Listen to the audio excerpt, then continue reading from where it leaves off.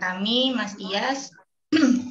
Mas Iyas akan mempersembahkan atau memantik pembahasan yang sangat menarik ya mengenai filsuf Islam dan juga Timur ini.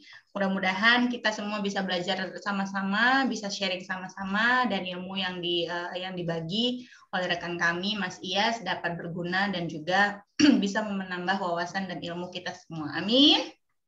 Baiklah, officially kita akan buka dengan bacaan basmalah karena ini adalah filsuf Islami nih.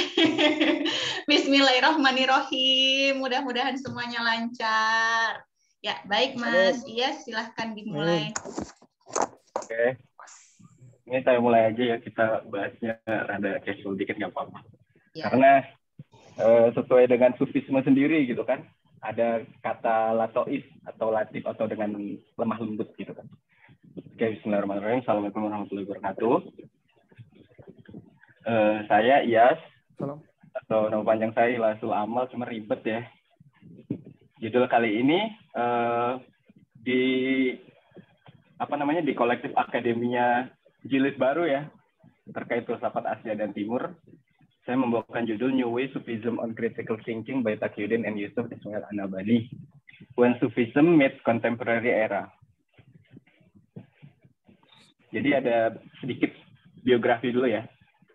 Jadi Yusuf bin Ismail bin Yusuf bin Ismail bin Muhammad Nasiruddin An-Nabhani, lahir di Ijzim ya. Beliau ini merupakan seorang ulama, seorang qadhi, dan seorang mujtahid juga. Beliau berafiliasi dengan Al-Azhar, jadi scholar of Al-Azhar ya. Dan beliau juga berafiliasi dengan tarekatnya dari tarekat Saziliyah atau Sadiliyah. Nah, beliau ini terkenal dengan karyanya yang membahas tentang yaitu Kitab Al-Anwar Al-Muhammadiyah, Mukhtasar Al-Mawahib Al-Laduniyah, yang merupakan ringkasan dari Kitab Al-Mawahib Al-Laduniyah. Dan sangat sedikit kali dari halayak umum yang mengetahui beliau ini merupakan salah satu guru dari tarekat-tarekat di dunia. Jadi salah satunya. Jadi tarekat Sadili ini kalau ada sedikit informasi dari tarekat Sadili ini sebenarnya dia tuh ordernya banyak sekali gitu loh. Jadi tasawuf ini sebenarnya mirip sekte meskipun maknanya sendiri melampaui sekte gitu kan. Tapi ordernya ini juga ada banyak, ada yang dari Maroko, ada yang dari Koptik, dari Mesir sendiri, ada di Indonesia juga perkembangannya seperti apa gitu kan. Dan lalu FYI aja, beliau ini juga salah satu gurunya Syekh Hasyim Asy'ari ya. Jadi kalau kita ke pesantren NU biasanya kalau ada sanad keilmuan itu kan supaya ilmu itu kan turun temurun gitu kan. Intinya sampai nanti ke Nabi Muhammad itu kan, seperti itu ilmu Islam itu kan. Nah, itu ada bagan yang dimana ada Syekh Yusuf An-Nabhani gitu. Di atasnya Syekh Hasyim Asy'ari gitu. Jadi itulah sanad keilmuannya. Nah, lalu Syekh Ismail Yusuf ini dia punya cucu yang juga lebih terkenal gitu ya sebenarnya. Karena Syekh Ismail Yusuf An-Nabhani ini selain dia itu tidak begitu terkenal di halayak umum dan terkenalnya di kalangan tarekat-tarekat saja, bahkan kita bingung juga biografinya beliau ini apa ketika kita tidak membaca karyanya. Harusnya kan kalau ulama-ulama besar itu kan biografinya jelas gitu kan. Kalau ini biografinya tuh sangat singkat sekali gitu kan. Tapi beliau ini adalah seorang qadhi gitu, seorang hakim. Kalau kita hakim, entah hakim agung atau hakim apa ya, beliau seorang qadhi juga, qadhi di Palestina. Dan cucunya ini bahkan lebih fenomenal dan lebih terkenal karena mengguncang oligarki dunia, yaitu Syekh Taqiyuddin An-Nabhani. Nah, lalu kita lanjut ke biografinya Syekh Taqiyuddin An-Nabhani. Dia sebenarnya nama panjangnya Muhammad Taqiyuddin bin Ibrahim bin Mustafa bin Ismail bin Yusuf An-Nabhani. Dia dari Palestina juga dan merupakan seorang ulama masa daulah atau masa khalifah dan masa kontemporer atau mutaakhirin. Beliau sendiri sangat terkenal dengan partai politik yang didirikan beliau yaitu Hizbut Tahrir atau artinya Partai Pembebasan, dan karya-karya beliau yang paling fenomenal ialah Nizamul Islam dan At-Tafkir. Jadi sebenarnya kita membahas menelisik gitu loh Syekh Taqiyuddin dan kenapa saya bahas ini dua tokoh gitu loh. Justru ketika ada Syekh Taqiyuddin ini sebenarnya itu membahas juga Syekh Yusuf, kakeknya, karena beliau ini dari kecil dididik langsung oleh kakeknya. Dan FYI juga Syekh Taqiyuddin ini merupakan seorang mujtahid gitu, atau orang yang mampu melakukan ijtihad gitu, mujtahid mutlak gitu kan, kalau nggak salah seperti itu. Dan di sini juga sebenarnya terkait dengan partai politik ini saya ingin menyampaikan kalau sebenarnya Syekh Taqiyuddin sendiri ini malah ini dalam partai politiknya itu mendirikan sebuah tarekat baru gitu. Makanya saya membahas ini karena ada suatu kemenarikan gitu terkait dengan tarekat tersebut. Tarekat itu kan artinya kan sebenarnya jalan khusus ya, bahasa Arabnya kan torikoh gitu kan, artinya jalan khusus. Nah maksudnya itu kalau bahasa kerennya kita bahas metodologi lah dia. Dia bahas metode baru dalam bertasawuf dia. Nah ini ada brief explanation sedikit ya tentang tasawuf itu. Ini tasawuf Sufisme dikenal dengan tasawuf dalam bahasa Arab ialah bentuk mistisisme yang menekankan introspeksi dan kedekatan spiritual dengan Tuhan. Terkadang disalahartikan sebagai suatu sekte dari Islam, padahal tasawuf sendiri ialah gaya yang lebih luas dalam menyembah dan melampaui dari definisi sekte. Yang menunjukkan pengikutnya untuk memerhatikan ke dalam diri, maksudnya melihat ke diri sendiri. Praktek sufi berfokus pada penolakan pada duniawi, atau bisa kita bilang zuhud gitu kan, menyucikan jiwa dan perlindungan akan fitrah Tuhan. Pengikutnya mencoba untuk mendekati Tuhan melalui sebuah torikoh atau metodologi gitu. Jadi deketin Tuhannya nggak ngide-ngide sendiri gitu kan. Ada torikotnya, ada metodenya. Dan biasa kita kenal sendiri maksudnya tasawuf itu memiliki level gitu, atau enggak terminologi yang sangat terkenal, yaitu ada yang namanya syariat. Ini tipe ya. Ini syariat sebenarnya, ini syariat. Ada torikot, ada hakikat, ada makrifat gitu. Ini saya kasih definisi sedikit gitu ya, definisi yang lumayan padat. Jadi ada syariat, itu merupakan hukum syara atau hukum Islam gitu kan. Semisal sholat itu hukumnya wajib dan lain itu syariat gitu kan. Yang dimaksud di sini adalah sebenarnya sesuatu yang dapat dilihat gitu loh. Perilaku yang dapat dilihat. Seperti sholat itu kan dapat dilihat. Jadi yang bisa diindra. Sedangkan lalu di sini ada torikot. Torikot itu metode untuk menuju hakikat dan menuju makrifat. Jadi ketika kita ingin menyadari suatu hakikat atau suatu definisi, bahasa kerennya hakikat itu sebenarnya artinya definisi gitu kan. Itu kita membutuhkan metode. Dan di mana metode tersebut itu memberitahu kita untuk menuju ke level selanjutnya untuk memahami hakikat, untuk memahami makrifat gitu kan. Nah di sini torikot dalam bahasa Arab berarti artinya jalan khusus, metode yang biasa dipadu oleh seorang mursyid. Jadi ada mursyid itu dalam suatu torikot itu mursyid itu memimpin gitu. Nah, mursyid ini yang bisa kita lihat nanti sanatnya. Misal ada tarekat Naqsabandiyah gitu. Tarekat Naqsabandiyah ini pendirinya siapa? Yaitu Syekh Bahauddin An-Naqsabandi. Nah, itu mursyidnya itu siapa gitu kan. Nah, kalau kita lihat mursyidnya nanti sanatnya nyambung nggak ke situ gitu loh. Nah, jadi validasi metodenya itu seperti itu. Jadi kita nanti nggak asal masuk metode. Nanti kita masuk tiba-tiba nggak sholat, masuk tiba-tiba kita nggak tahu, tiba-tiba ngilang aja gitu dari kehidupan dunia, nggak seperti itu. Ini sama dengan intelektual ya, ada sanatnya gitu kan. Baru hakikat itu ialah definisi akan sesuatu. Jadi hakikat ini bisa kita bilang tuh ontologis gitu loh, meskipun paradigmanya Islam gitu. Nah lalu ada makrifat. Makrifat sendiri artinya sebenarnya dari kata arafa ya'rifu, artinya mengetahui atau mengenali gitu kan. Nah atau bisa kita bilang makrifat itu adalah sebuah knowledge gitu loh. Nah, makrifat ini ialah sesuatu yang diketahui dan dialami secara empirik bagi orang yang diberitahu secara langsung oleh Allah. Maksudnya itu ada pengalaman secara empirik gitu oleh orang yang kasarnya itu seperti melihat dengan mata hati, melihat Allah dengan mata hati. Jadi menyadari gitu loh, aware, conscious kalau kita ini mengalami pengalaman mistis gitu. Itu sebenarnya makrifat. Makanya ketika dibilangin makrifat itu apa? Makrifat itu apa? Pasti bakal tiap orang beda-beda gitu kan. Ada yang bilang makrifat itu adalah oneness gitu lah, atau kalau dalam dalam tasawuf Islam Jawa itu namanya manunggaling kawula Gusti, tapi manunggaling kawula Gusti itu bukan wedatul wujud ya, bukan bersatunya manusia dan Tuhan, bukan, tapi lebih tepatnya seperti dia tuh berusaha dalam dirinya itu berlaku seperti yang Tuhan inginkan dan bersifat seperti yang Tuhan inginkan. Meskipun ya karena manusia ini tidak akan mungkin melampaui Tuhan gitu kan, karena materi dan lain-lain itu kan. karena kita juga berwujudnya material seperti ini gitu kan. Sedangkan Tuhan itu beyond and transcendent gitu. Nah, jadi seperti itu. Itu yang namanya ma'rifat. Nah, lalu lanjut. Nah, ini merupakan salah satu landasan teoritisnya Syekh Taqiyuddin An-Nabhani. Di sini ada dalam kitab Nizamul Islam ini. Ini sebenarnya nggak perlu dibaca kenceng-kenceng ya. Maksudnya nggak perlu, kita langsung baca terjemahannya aja. Di sini ada Yahadul Insanu bima ingdahu min fikrin anil hayati wal kauni wal insanu wa an alaqatiha jami'iha bima qoblal hayati dunya wa ma ba'daha. Jadi yang paling terkenal sebenarnya di paragraf pertamanya itu artinya bangkitnya manusia tergantung, ini kan judulnya Thariqul Iman nih. Artinya jalan menuju iman. Bangkitnya manusia itu tergantung pada pemikirannya tentang hidup, alam semesta, dan manusia serta hubungan ketiganya dengan sesuatu yang ada sebelum kehidupan dunia dan yang ada sesudahnya. Nah, setelah berpikir itu, maka ada lanjut pembahasannya, agar manusia mampu bangkit, harus ada perubahan mendasar dan menyeluruh terhadap pemikiran manusia dewasa ini, untuk kemudian diganti dengan pemikiran lain.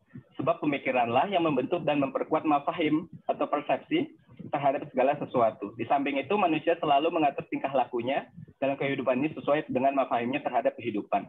Sebagai contoh, mafahim seorang terhadap orang yang dicintai akan membentuk perilaku yang berlawanan dari orang tersebut terhadap orang lain yang dibencinya, karena ia memiliki mafahim kebencian terhadapnya. Begitu juga akan berbeda terhadap orang yang sama sekali tidak dikenalnya karena ia tidak memiliki mafhum apapun terhadap orang tersebut. Jadi tingkah laku manusia selalu berkaitan erat dengan mafhum yang dimilikinya. Dengan demikian, apabila kita hendak mengubah tingkah laku manusia yang rendah menjadi luhur, maka tidak ada jalan lain kecuali harus mengubah mafhumnya terlebih dahulu. Dalam hal ini Allah Subhanahu wa taala berfirman. Jadi ada Quran surat A'rad ya. Bismillahirrahmanirrahim.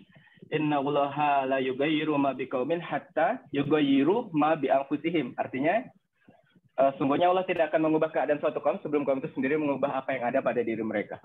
Jadi maksudnya di sini, jadi sebenarnya mensifati dari nas Al-Qur'an ini Syekh Taqiyuddin ini memahami ada beberapa fragmen atau ada beberapa hal mendasar yang harus dirubah. Apa yang maksudnya dalam ayat ini gitu. Salah satunya itu adalah pemikiran.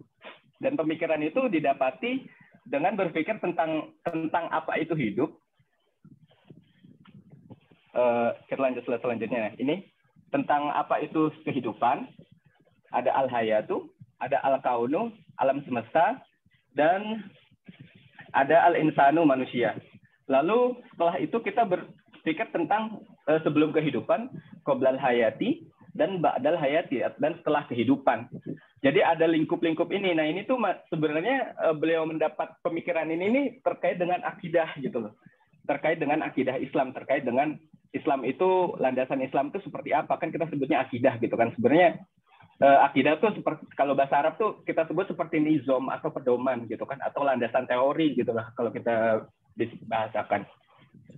Nah lalu terkait dengan semua pemikiran itu maka akan mengerucut terhadap suatu postulat. Atau kita bisa bilang akidah, yaitu adanya al-kholiq.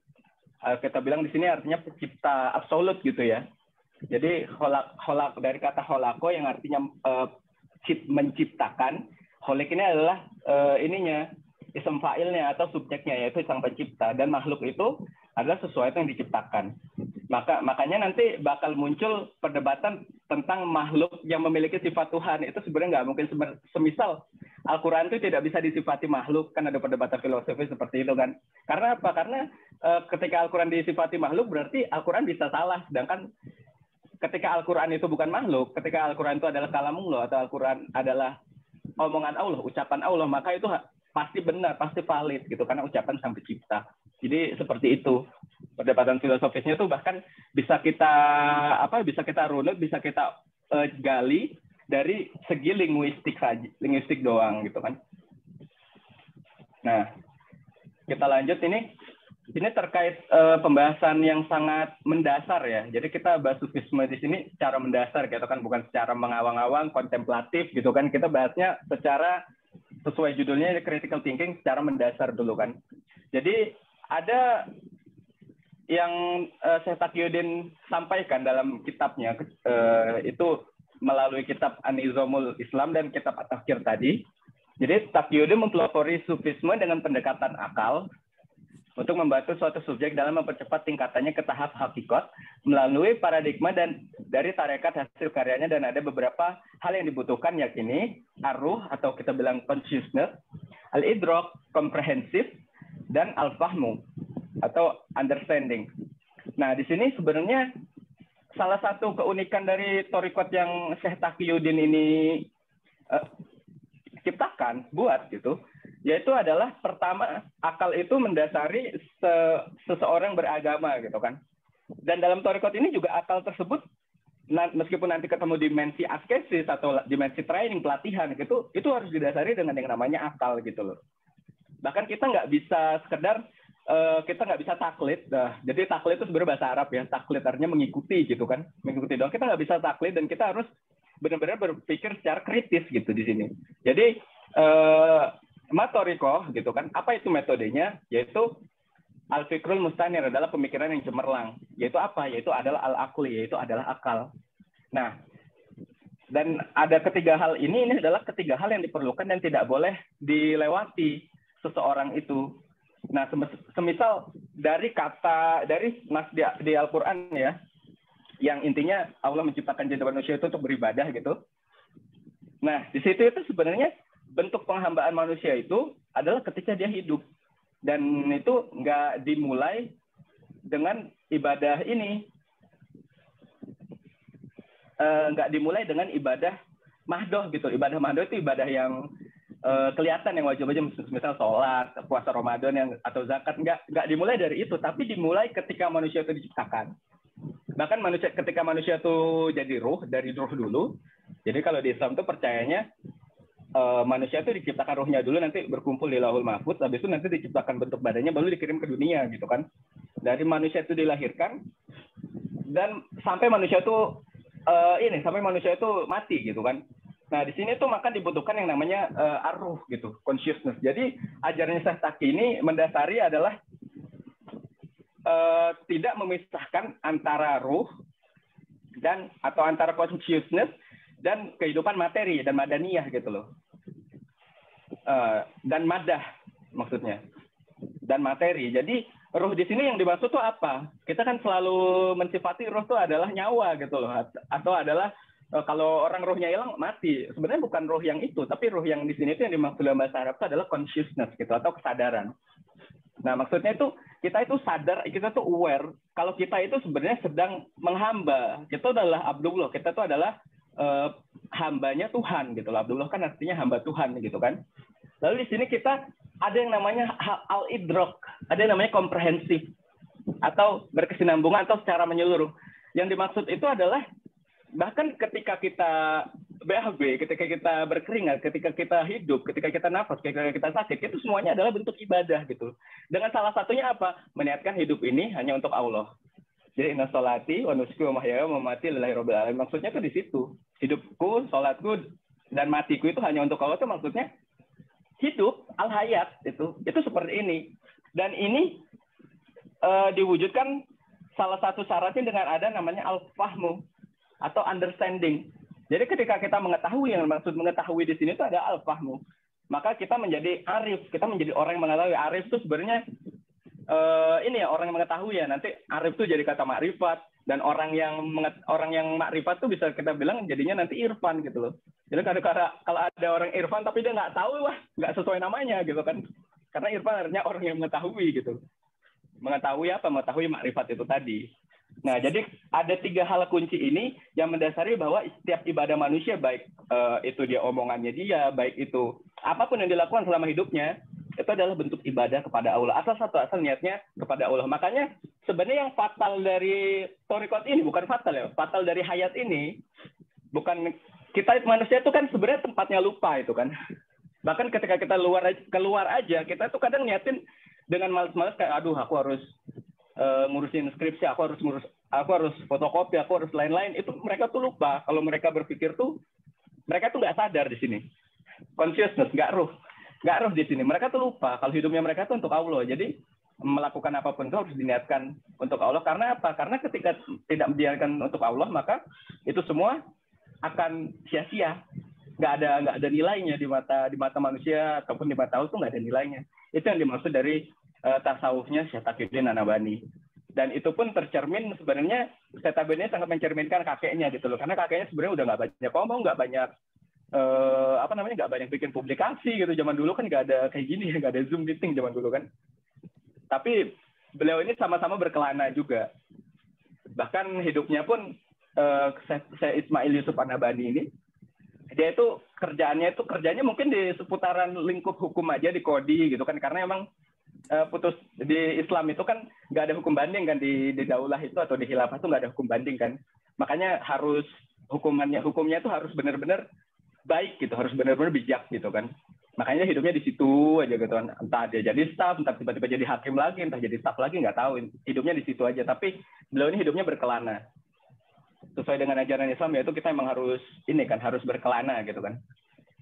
Lalu lanjut, ketiga hal tersebut merupakan suatu batas yang tidak boleh dilalui secara umum. Jadi hal tersebut ini bisa kita bilang dimensi asketis yang kita menjaganya seumur hidup ya, bahkan beyond marriage gitu, beyond marriage ya gitu ya, melampaui pernikahan kan mungkin ya udah nikah dulu, habis itu entah cerai entah apa kayak gitu kan. Tapi kalau ini dari kita lahir, jadi bukan ibadah yang berat itu bukan pernikahan, tapi hidup itu sendiri adalah ibadah yang berat. Jadi wajar kalau hidup kita merasa berat ya. Ternyata udah dibahas di sini. Nah, Taqiyuddin mengilhami tasawuf sendiri dalam dimensi mistik dan konkret, di mana hal-hal tersebut merupakan hasil istihad atau olah pikirnya. Dan permasalahan umat saat ini dengan tidak adanya sistem mengadopsi syariat atau nizam ad-darul fil al-Islam, maka tidak adanya suatu makrifat bagi hadaratu al-Islamiyah, bagi peradaban Islam gitu. Di mana puncak paripurna seorang gnostik mistik ialah menjadi seorang realis. Maksudnya di sini gnostik ini adalah ketika orang itu mencapai makrifat atau ketika orang itu mencapai hakikat gitu loh, secara individu gitu kan. Itu kan hal yang sangat mistik gitu kan. Sebenarnya hal yang harus dia lakukan itu adalah balik lagi ke kata idrok tadi. Jadi idrok itu punya, kalau kita cari di Google Translate atau di kamus-kamus umum, idrok itu artinya juga merealisasikan gitu loh. Nggak cuman komprehensif. Ini ribetnya bahasa Arab, jadi maknanya tuh banyak banget gitu kan. Jadi artinya merealisasikan tadi, ada kata yang namanya idrok itu artinya realis. Maka inilah yang saya anggap sebagai sebuah konklusi di pemikirannya Syekh Taqiyuddin dan Syekh Yusuf Ismail An-Nabhani gitu. Lanjut lagi. Nah, ini udah masuk ke arah konklusi ya. Jadi saya berusaha bikin ini padat gitu kan. Nah, jadi konklusinya ini adalah al-haqiqat atau definisi. Hakikat dalam tasawuf bagi Taqiyuddin ialah berkesinambungan dalam terminologi al-ghuraba. Kalau kita dengar al-ghuraba itu artinya yang terasing.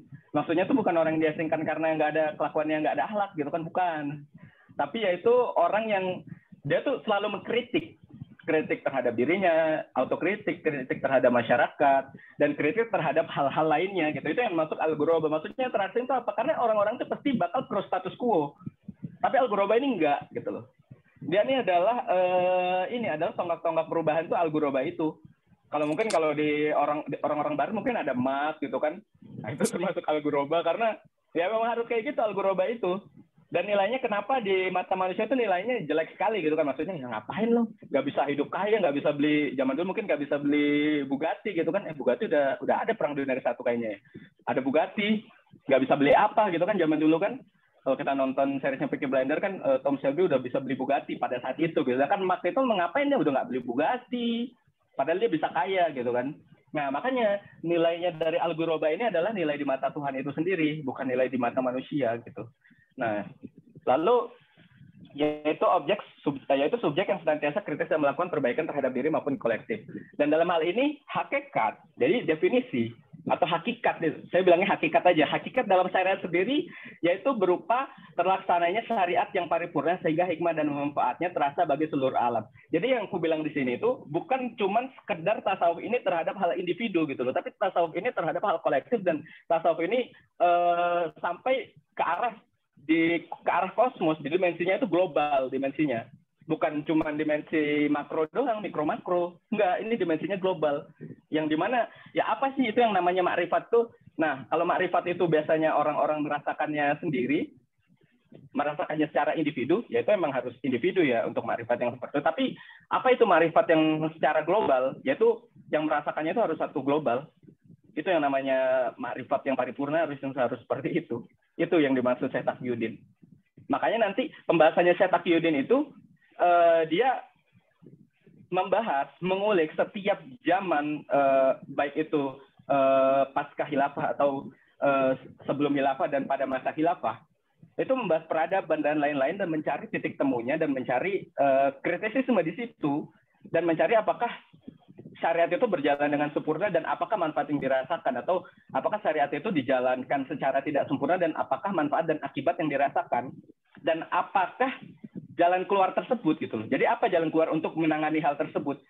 Nah, makanya di sini yang aku bilang itu tasawuf itu nggak cuma sekedar mistik aja, nggak cuma sekedar gnostisisme aja, tapi tasawuf itu adalah realisme itu sendiri. Gitu loh. Kita orang-orang tasawuf mungkin ini ada kritik sedikit juga. Orang tasawuf mungkin bakal asik dengan keagamaannya, bakal asik dengan ekstasenya, bakal asik dengan uzlah atau mengasingkan diri atau dengan zuhudnya, gitu kan? Tapi yang dinamakan ini hakikat yang paripurna ataupun makrifat yang paripurna, kayak misalnya Muhammad Al-Fatih gitu kan. Muhammad Al-Fatih kan sebenarnya pengen zuhud gitu, pengen menjauhkan diri dari dunia, tapi ketika dia membebaskan suatu daerah gitu kan, itu yang menerima manfaatnya itu seluruh umat manusia gitu. Nah, jadi seperti itu yang dimaksudkan tasawuf Syekh Taqiyuddin itu sama Syekh Yusuf Ismail itu seperti itu. Bukan cuma sekedar kita asik berekstase ria, tapi kita melupakan hal-hal yang real, melupakan dunia ini gitu loh. Jadi menjauhi dunia itu nggak mengasingkan diri dari dunia, menjauhi dunia itu adalah merubah dunia itu. Jadi itu yang ingin ditegaskan gitu loh oleh Syekh Taqiyuddin itu. Nah, lalu kenapa asal-usulnya ada partai politik? Karena satu, pada zaman dulu itu, khilafah itu nggak punya partai politik sama sekali. Dan itu mengosongkan aspirasi masyarakat dan mengosongkan kesadaran politik masyarakat. Jadi ruhnya politik masyarakat itu hilang. Jangankan roh masyarakat yang hilang, intelektualismenya pun hilang. Malah jadi kemiliteristik dan lain-lain. Jadi ada kritik di situ. Nah, jadi itu aja yang saya sampaikan terkait dengan ini.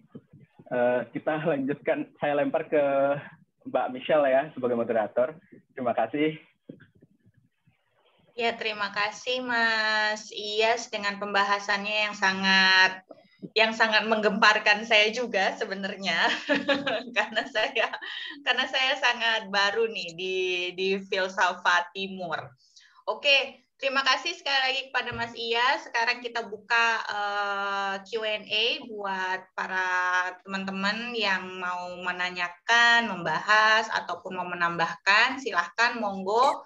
Boleh raise hand, jadi kita bisa tahu urutan-urutannya gitu ya. Kita mulai dari di sini Mas Rodinal. Betul ya Mas Rodinal ya? Mas Odi aja ya. Iya kan, saya kan mengikuti. Oh iya. Padahal pengen Mas Odi. Mas Odi nih. Mas Odi. Si Odi mau nanya. Iya, oke. Mas Terima Odi. kasih. Terima kasih Mbak Michelle dan Mas Iyas ya. Mas Kolektif Akademia. Ini suka dia di forum-forum lain pakai nama ini, jadi luar biasa sudah mendarah daging CA nih di tubuhnya. Oke, saya izin mengomentari ya. Dari hasil tadi saya mendengarkan apa yang disampaikan oleh Mas Iyas, sebetulnya memang sangat bagus ya. Artinya saya sudah nulis tadi di chat ya, jadi sayang sekali kalau ini tidak dilanjutkan. Artinya misalnya Mas Iyas memang fokus di situ ya, nanti digali gitu, jadi berkala gitu tulisannya. Apalagi nanti kita kalau sudah punya web ya, jadi enak gitu. Jadi ketika orang nanti mau merujuk tokoh yang dibicarakan Mas Iyas tadi, jadi kita sudah punya punya cicil-cicilan lah untuk menjadikan dia sebagai salah seorang filsuf rujukan ya, karena salah satu syarat seorang dikatakan filsuf itu memang pengakuan dari komunitas filsafat ya, artinya sejauh mana sistematika berpikirnya itu sudah terbukukan, kemudian dibicarakan dalam forum-forum besar gitu. Oke, itu satu. Kemudian Yang kedua tadi ada banyak sekali istilah-istilah teknis yang juga pasti akan membagongkan Mbak Michelle ya.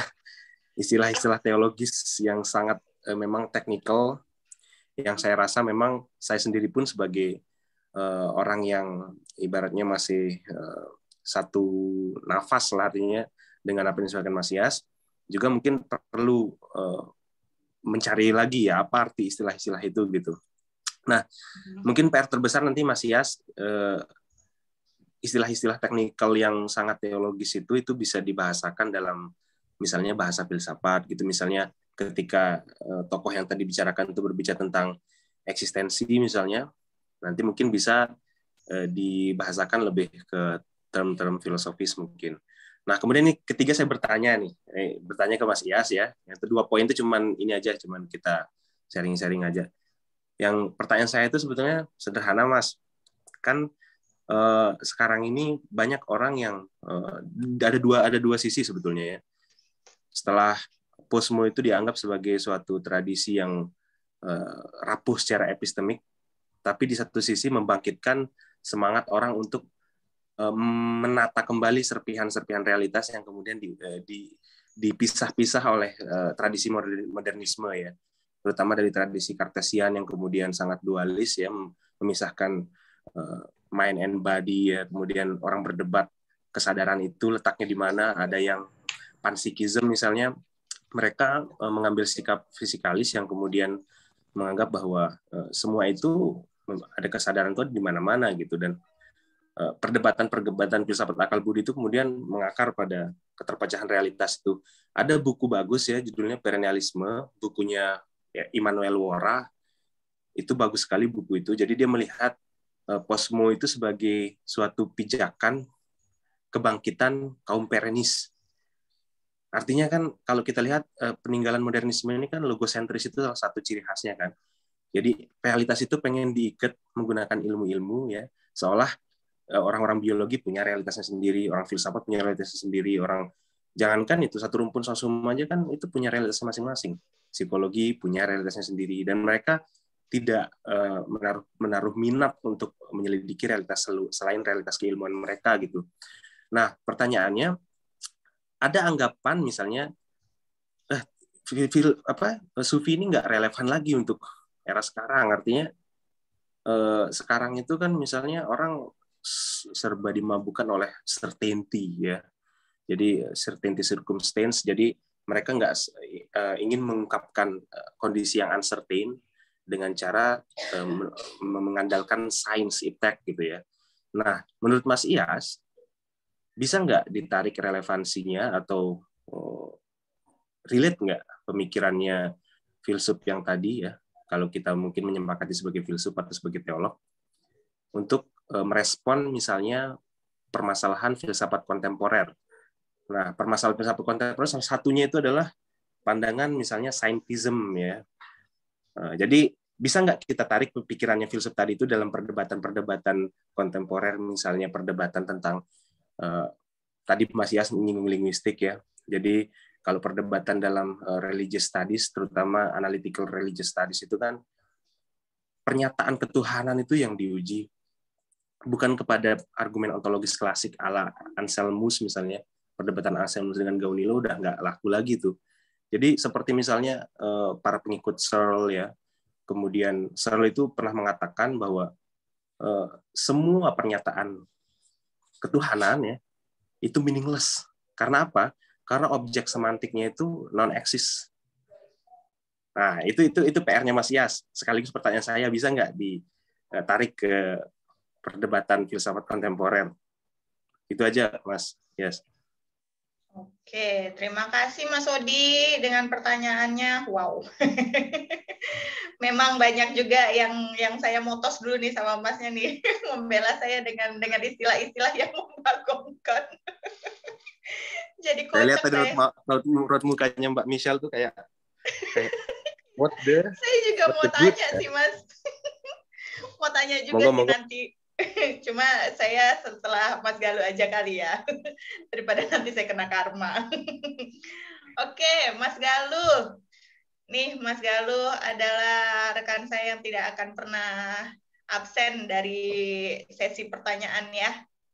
Mas Galuh, monggo Mas Galuh. Digasken Ya. buat Mas Iyas. Oke, terima kasih. Mungkin sebelumnya terima kasih untuk pemaparan yang sangat lengkap, sangat komprehensif, sangat sublim, sangat mendalam, sangat hakiki tentang pemikiran tadi, pemikiran dari Syekh Yusuf An-Nabhani dan juga cucunya. Mungkin pertanyaan saya ini tadi kan kalau Mas Odi bertanya pada sisi di akhir pertanyaannya tadi ditutup dengan mengutip Searle gitu, bahwa pembicaraan tentang Tuhan itu menjadi nonsens ketika misalnya dilihat dari kacamata semantik, karena Tuhan dianalogikan sebagai sesuatu yang non eksis, dan tadi Mas Odi mencoba memberikan challenge kepada Mas Iyas, apakah bagaimana gitu menjawab tantangan-tantangan atau pertanyaan-pertanyaan demikian. Cuma pertanyaan saya di sini akan dimulai dengan asumsi, kita asumsikan saja bahwa secara ontologis Tuhan ada, karena dalam misalnya studi filsafat status ada Tuhan secara ontologis ini kan banyak versi, ada yang menyatakannya ada, kemungkinan ada, tidak ada, pernah ada, dan lain sebagainya gitu. Nah, cuma di sini saya akan mencoba memulainya dari asumsi bahwa Tuhan itu ada. Nah, kalau kita mengasumsikan Tuhan itu ada, dan tadi seperti yang dijelaskan oleh Mas Iyas, kalau Syekh Yusuf An-Nabhani ini melihat bahwa ibadah manusia ini dimulai dari bahkan sejak diciptakan dia sudah beribadah gitu, dan bahkan sepenuh kehidupannya, sepenuh fase kehidupannya dari lahir sampai nanti mati, itu semuanya seharusnya diniatkan untuk dipersembahkan kepada Tuhan. Nah, pertanyaan yang menjadi pertanyaan moralnya mungkin ya, ketika misalnya dalam perjalanannya manusia berperilaku, ini kan juga tidak seperti malaikat yang selalu lurus gitu, ada beloknya, kadang nyicip ini, nyicip itu, icap-icip sana sini gitu kan, dan akhirnya itu punya nilai moral tertentu. Ada yang dianggap kalau di Islam ada beberapa hukum ya yang terkait dengan moralitas itu gitu, misalnya ada wajib, makruh, haram, mubah, dan lain sebagainya, hukum-hukum yang terkait dengan justifikasi itu gitu. Nah, bagaimana kalau misalnya jika diniatkan untuk Tuhan, apakah misalnya kehilafan ini juga bagian dari kehendak Tuhan yang dalam filsafat ketuhanan itu, Tuhan itu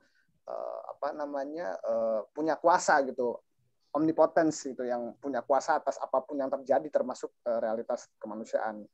Jika demikian berarti kesalahan pun itu juga merupakan bagian dari ibadah. Itu pertanyaan yang pertama mungkin dari saya. Terus yang kedua, mungkin ini komentar yang kedua ya.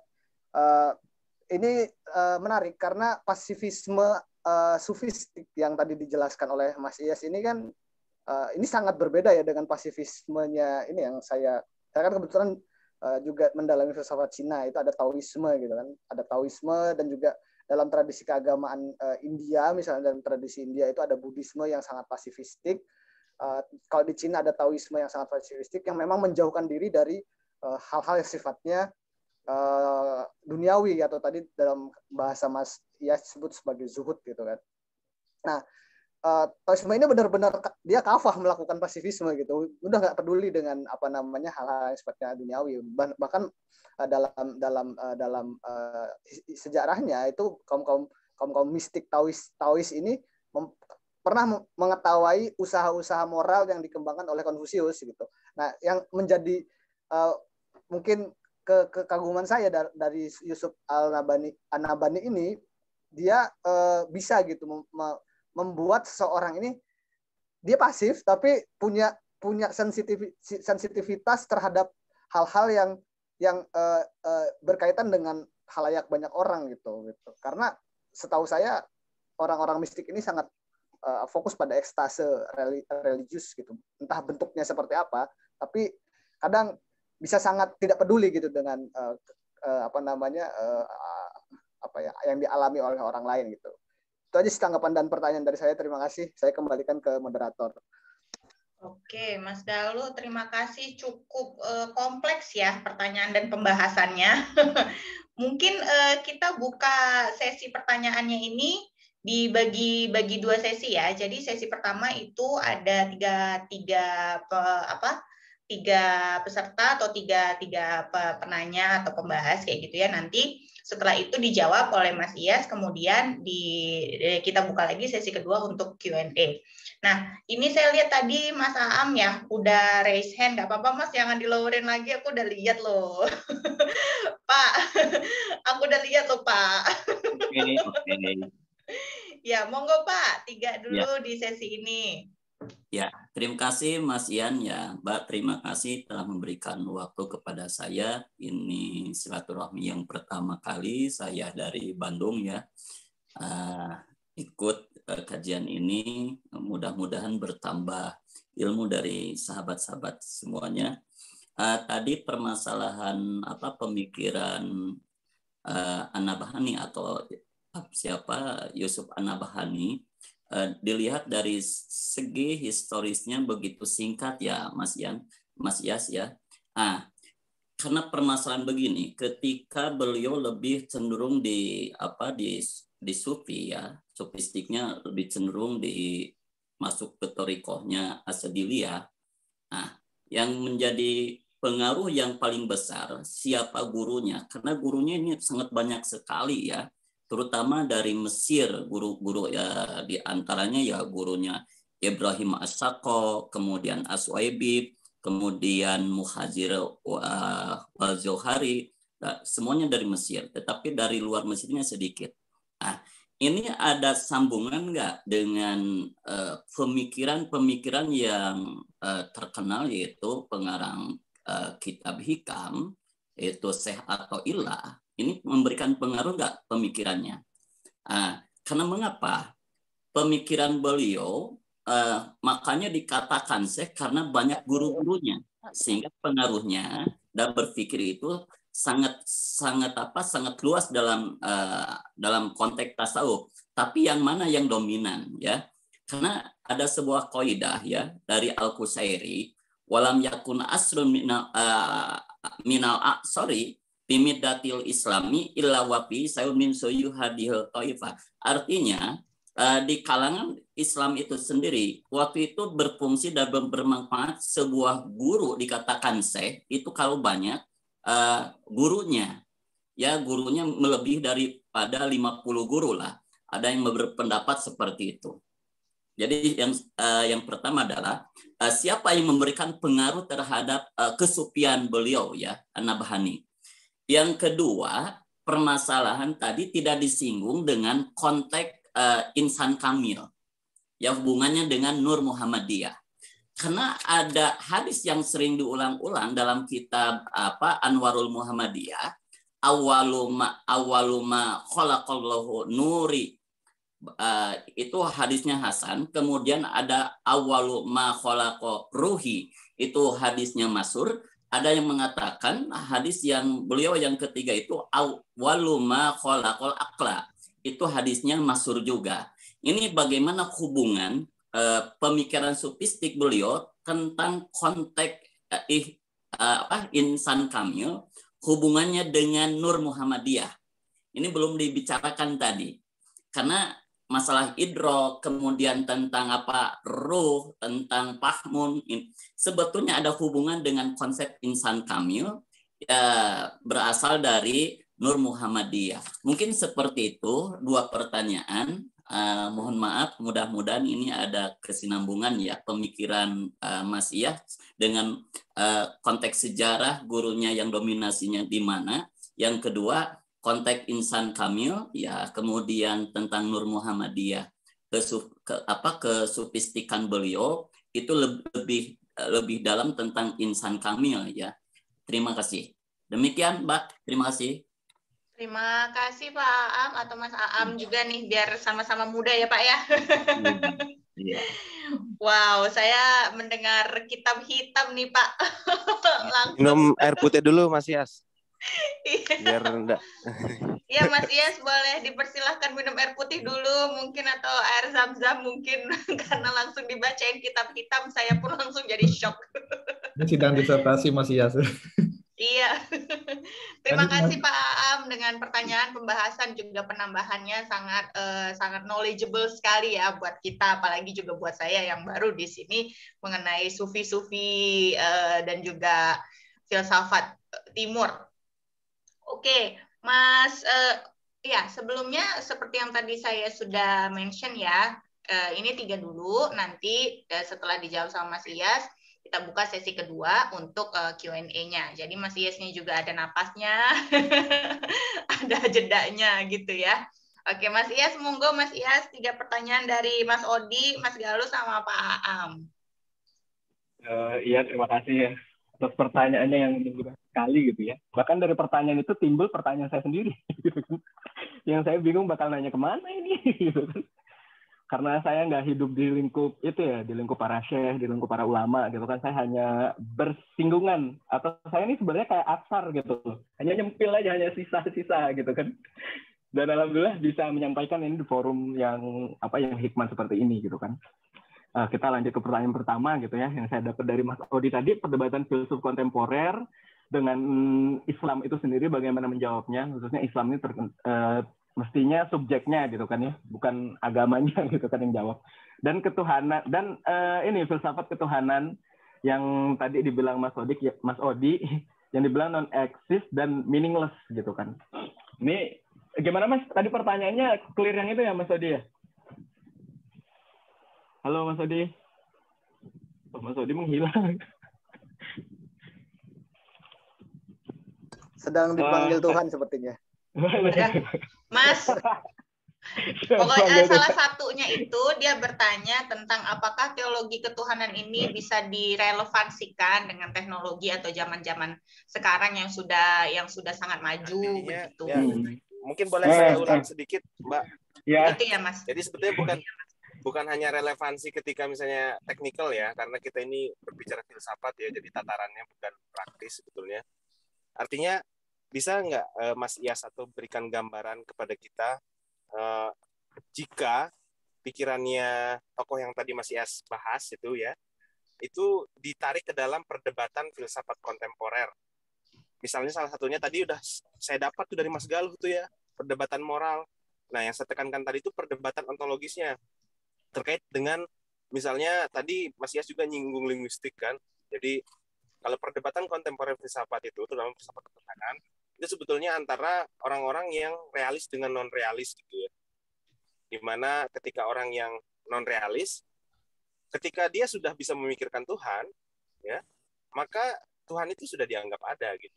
Tapi ada orang realis dan di situ menjadi perdebatan ketika kita memposisikan Tuhan sebagai objek semantik ya, yang ingin dimaknai, dinamai ya. Kemudian muncul proper name gitu kan. Apakah suara saya terdengar jelas? Ya, jelas.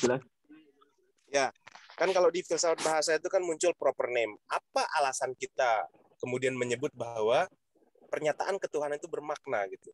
Nah, bisa nggak kira-kira pemikirannya Syekh Taqiyuddin itu ditarik ke dalam untuk menjawab pertanyaan semacam itu, Mas Yas?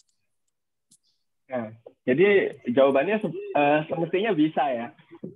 Dan kita sendiri sebenarnya untuk menjawab pertanyaan itu terkait itu kan makanya kita jawabnya dengan paradigma keislaman itu sendiri ya, atau lebih spesifiknya paradigmanya Syekh Taqiyuddin, di mana Syekh Taqiyuddin termasuk Sunni ya, dia termasuk Sunni gitu, dan juga lucunya ini tarikatnya tidak jadi beyond of ini.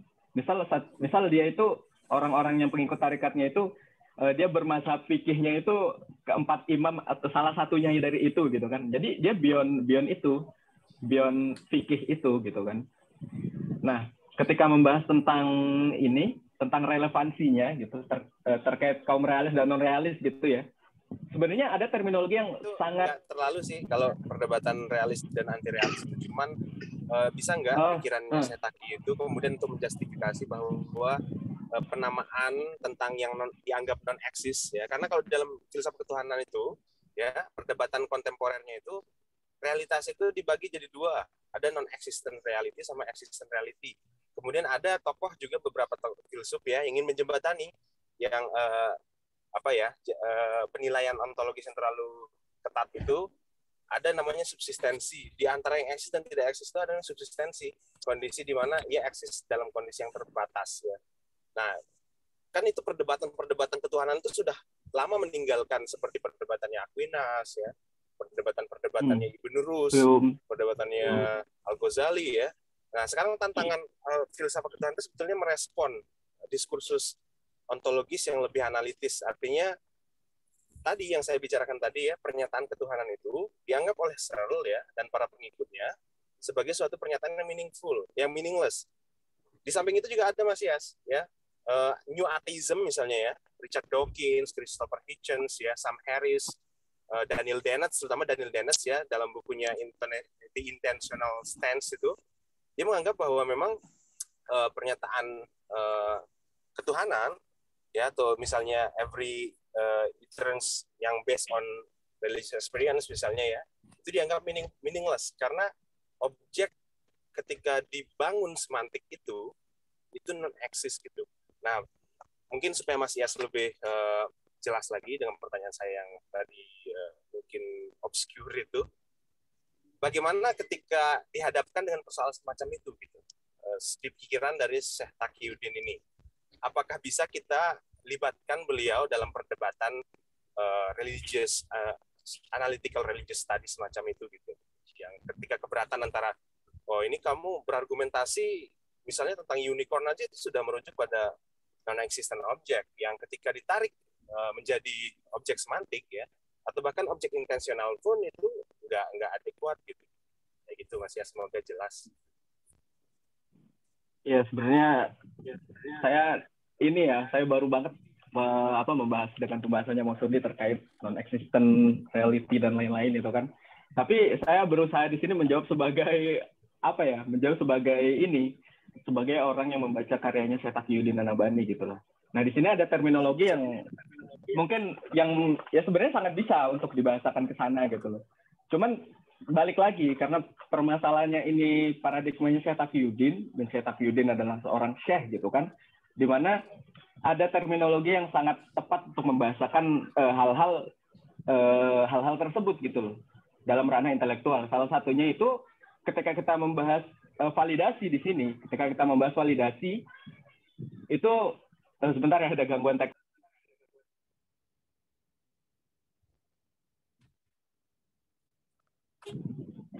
Itu ada yang namanya fitrah gitu loh di situ.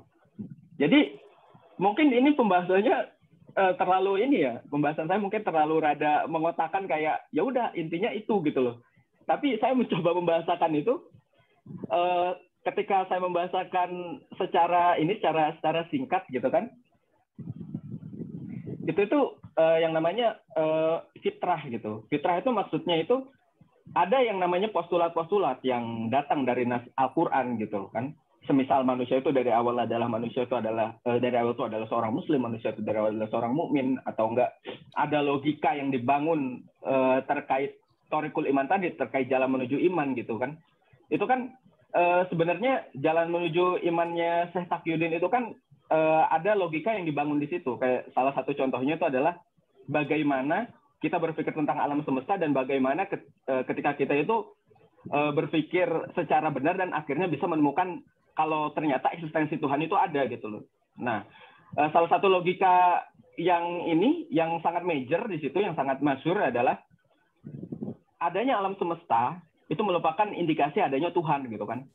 Jadi ada yang dibangun seperti itu gitu loh. Makanya di sini Syekh Taqiyuddin itu berusaha mengkomparasikan cara berpikirnya secara materialisme dan cara berpikirnya secara rasional gitu loh. Sedangkan yang diklaim Syekh Taqiyuddin pakai ini adalah cara berpikir rasional gitu loh. Di mana Syekh Taqiyuddin ini membawakan fragmen-fragmen philosophical of mind-nya Syekh Taqiyuddin itu sendiri, yaitu ketika berpikir itu maka perlu beberapa fragmen.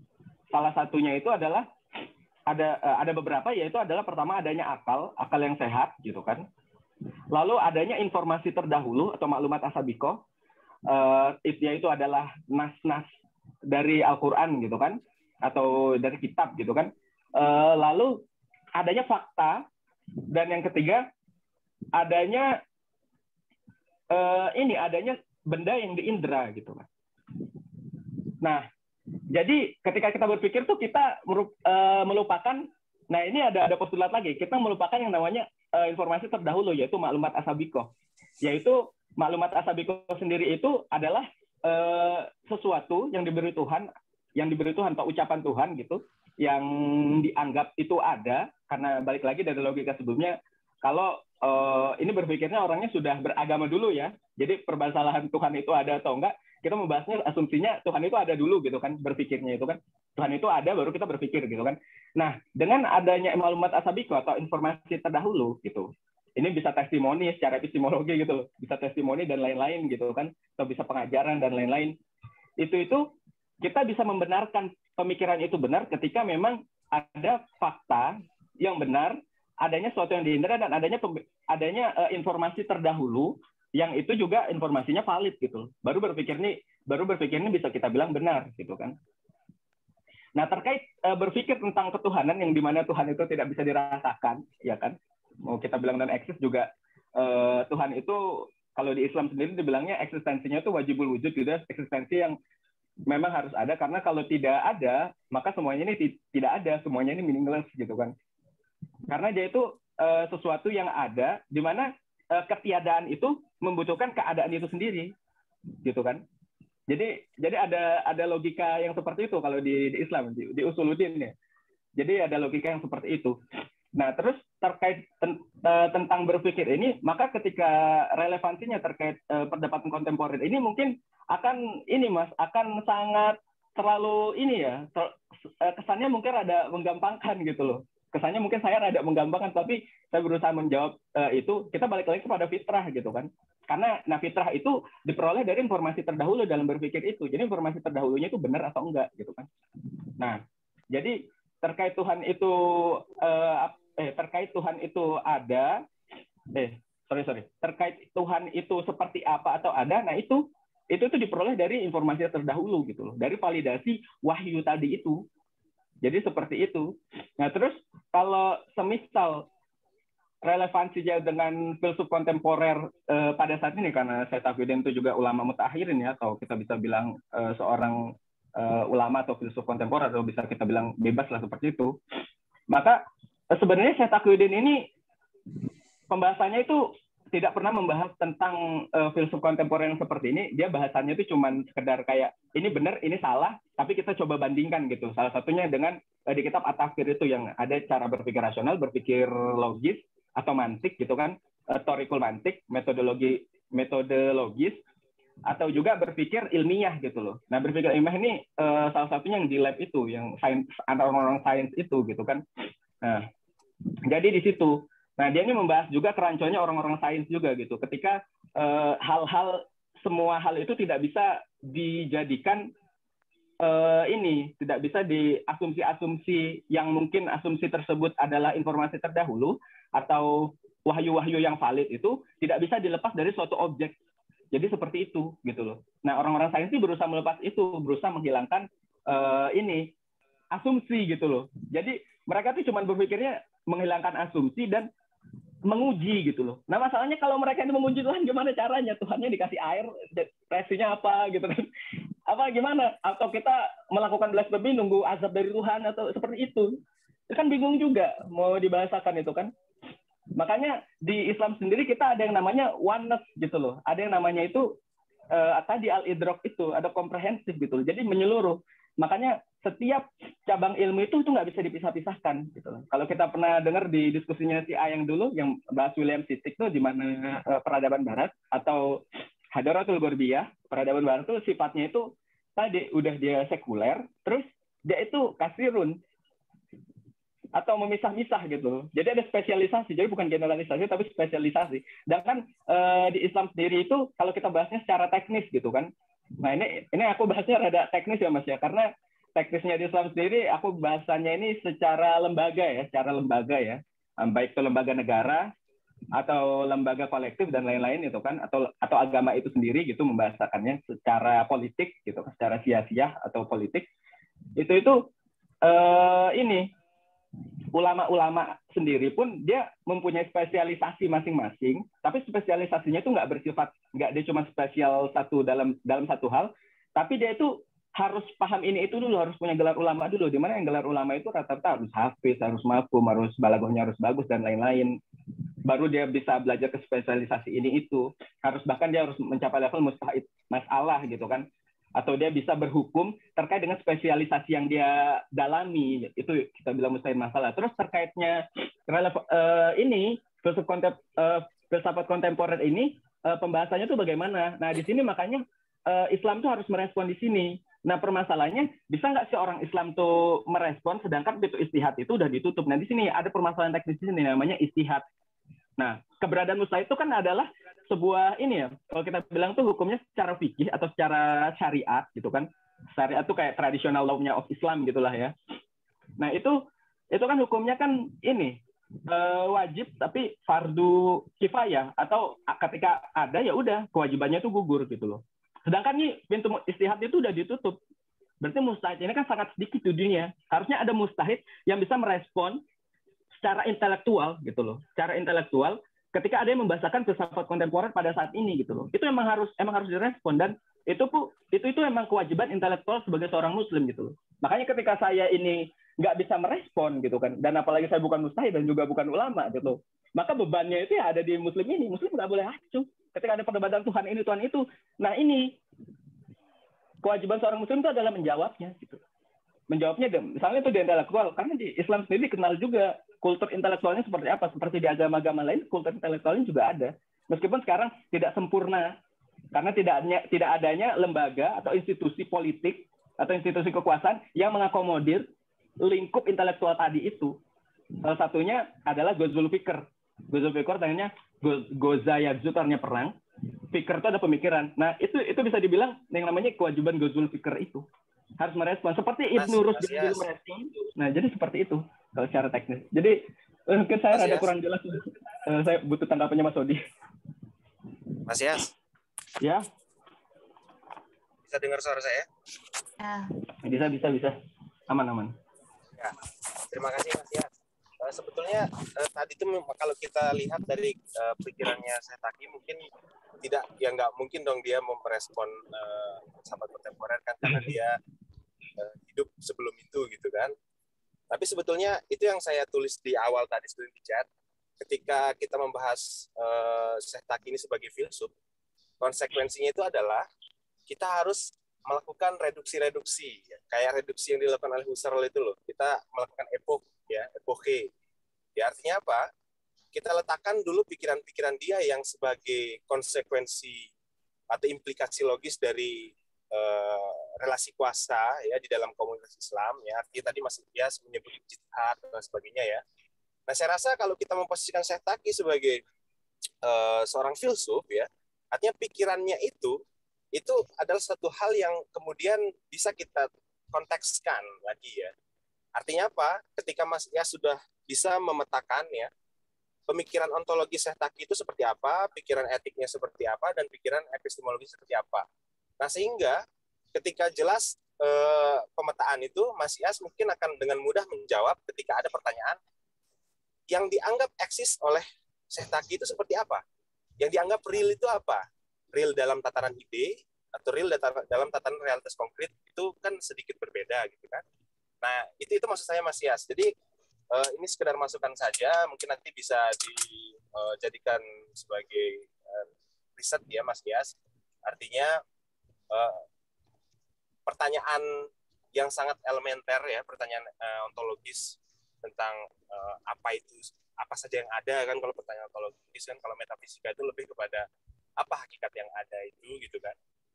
Nah, artinya sudah jelas. Karena saya juga pernah sekilas lah ya, nggak terlalu komprehensif membaca Nizam al-Islam, kemudian At-Tafkir itu, ya, kitab yang tentang kaidah berpikir. Saya melihat memang di situ kaidah epistemologisnya memang bisa kita tarik ya, relevansinya ke dalam tradisi empirisme ya. Artinya apa? Artinya realitas itu memang dianggap suatu hal dianggap real gitu ketika dia sudah melalui seleksi, melalui verifikasi. Kalau kita misalnya pakai paradigma verifikasionisme ya dalam epistemologi. Ada juga apakah kemudian kita bisa menyebut bahwa pengetahuan itu divalidasi oleh akal ya, oleh Maklumat As-Sabiqah kalau nggak salah namanya tadi itu ya, kemudian oleh Empiri. Nah itu kemudian bisa menjadi bahan pertimbangan Mas Yas untuk mengembangkan pemikiran Syekh Taqi ini gitu. Karena konsekuensinya memang kedepannya kita di CA ini memang itu kita akan menjadikan pembahasan tentang tokoh-tokoh tertentu sebagai suatu proyek filosofis gitu.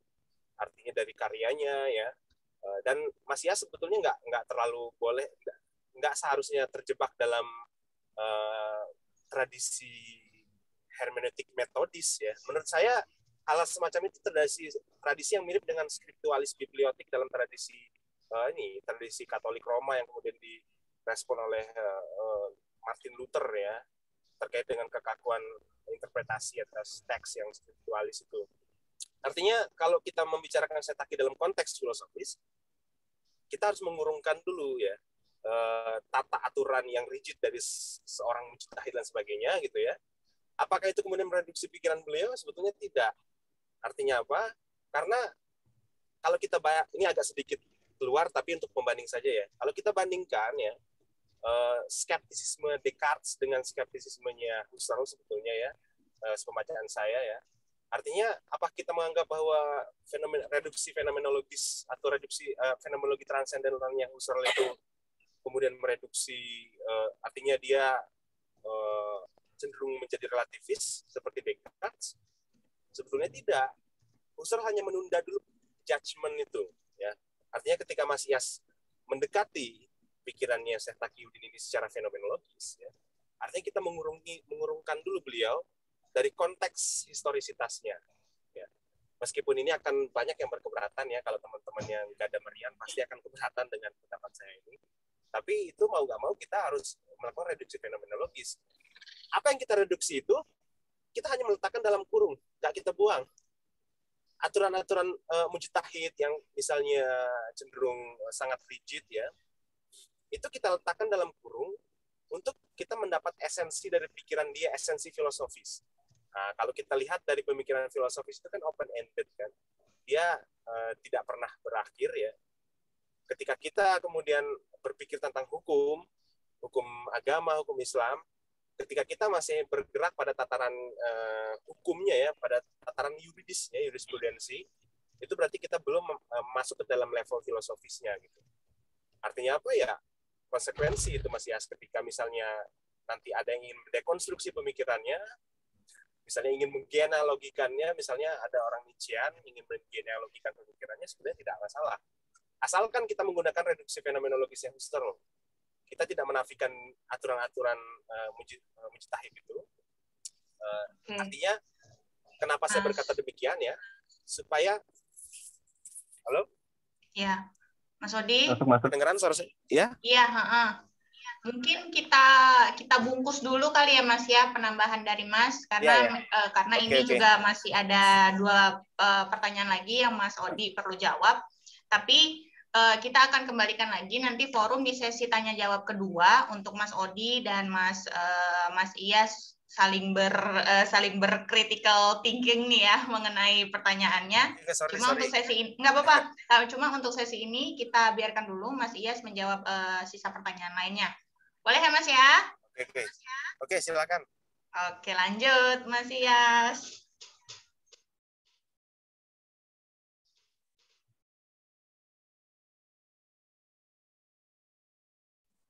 Masih mute, Mas.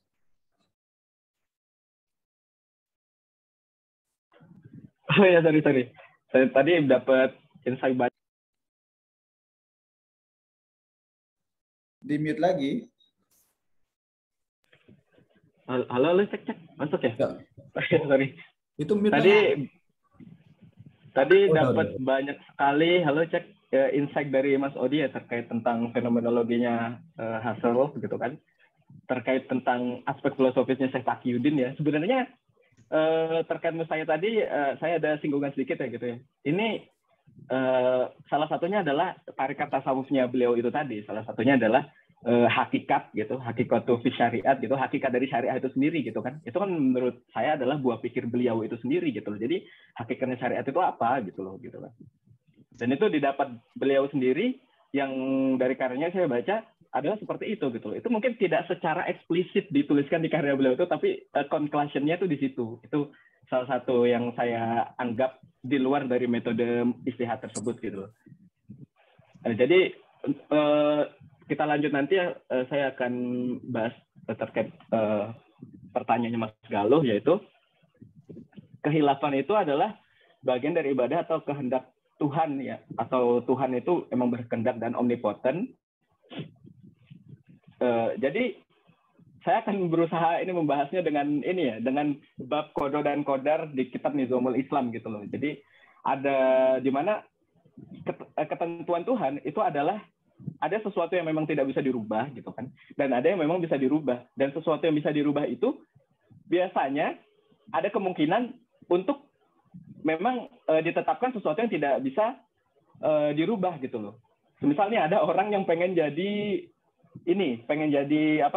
pilot gitu kan. Tapi ternyata beliau ini adalah orang yang pengen jadi pilot ini adalah orang yang cacat gitu kan. Tapi kita lihat secara teknologis, misal orang yang mungkin disabilitas, kayak misal tangannya doang bisa gerak gitu kan. Secara teknologi kan memang dimungkinkan untuk menjadi pilot gitu kan, karena pilot memang tidak perlu punya kaki sebenarnya kan. Tapi kan dalam industri kan nggak bisa gitu kan. Nah makanya di sini ada perdebatan antara ini tuh bisa dirubah, takdir bisa dirubah atau enggak. Emang ini adalah suatu ketetapan yang tidak bisa dirubah secara sistemik dan lain-lain. Jadi perbahasannya ini mungkin rada filosofis Mas gitu. Lalu terkait ketika kita ini hilaf gitu kan, ini kehendak Tuhan nggak sih gitu kan.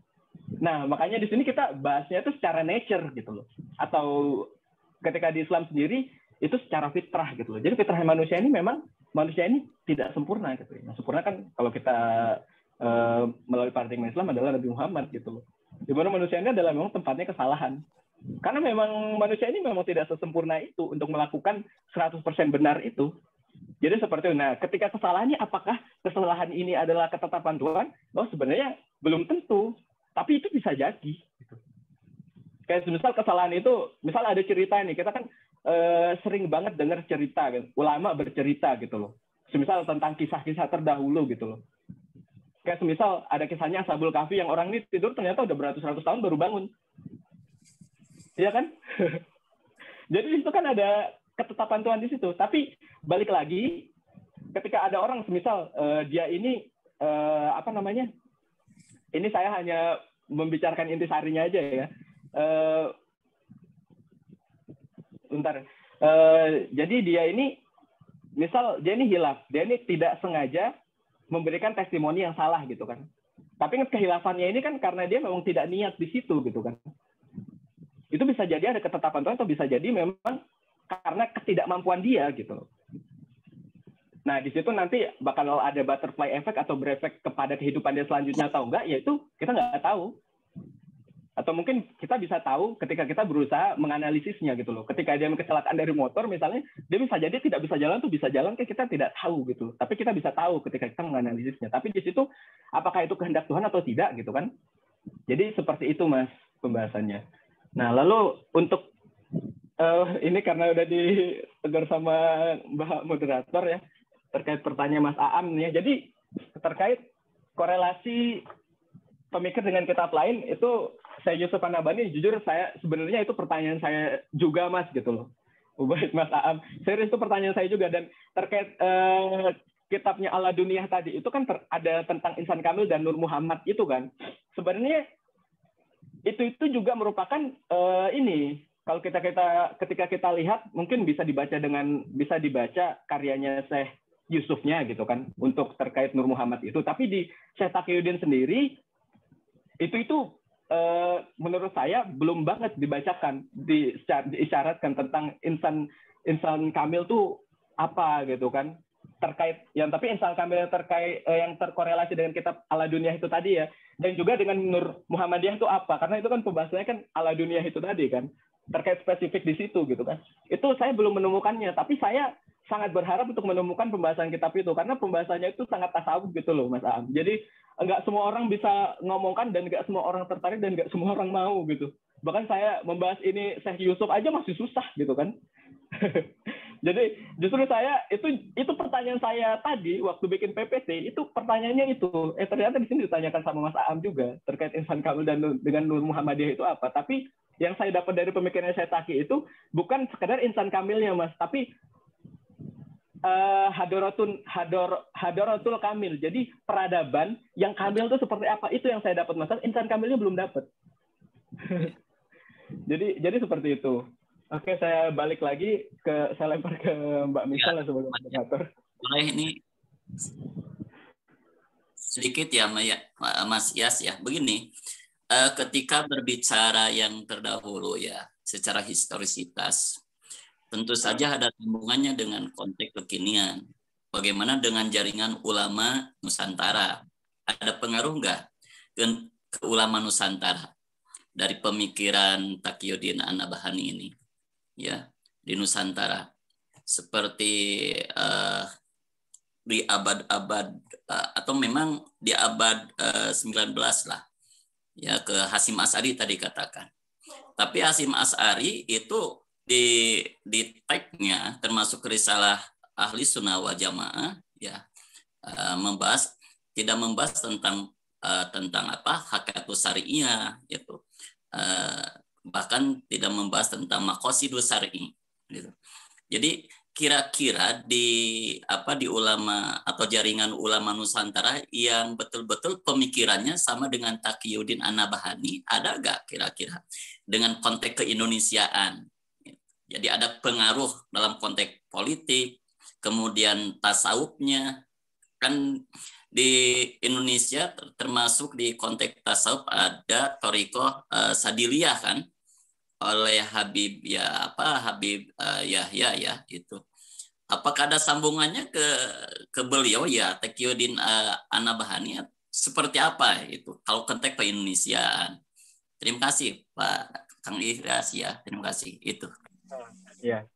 Jadi saya jawab sedikit ya. Saya sebenarnya tidak tahu menahu ketika sambungannya ke Syekh Taqiyuddin itu seperti apa. Tapi kalau ke kakeknya, ke Syekh Yusuf itu tentu ada gitu. Tentu ada. Meskipun saya sangat belum bisa sama sekali mengulik informasi-informasi tersebut gitu loh. Karena memang Syekh Yusuf sendiri kan merupakan salah satu pentolan ya, terkenal di tasawuf itu kan Syekh Yusuf An-Nabhani itu.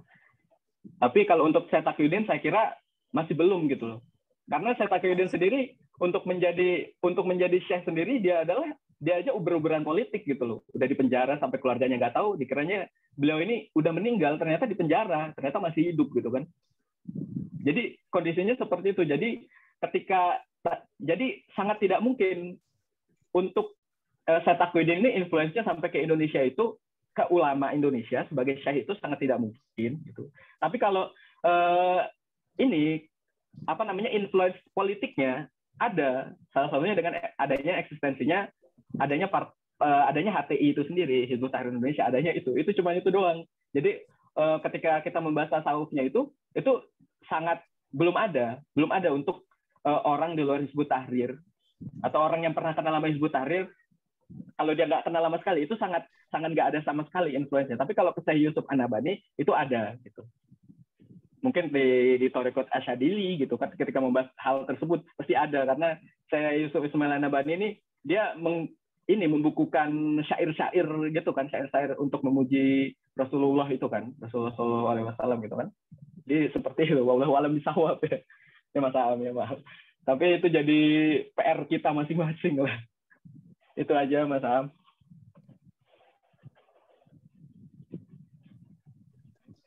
Oke.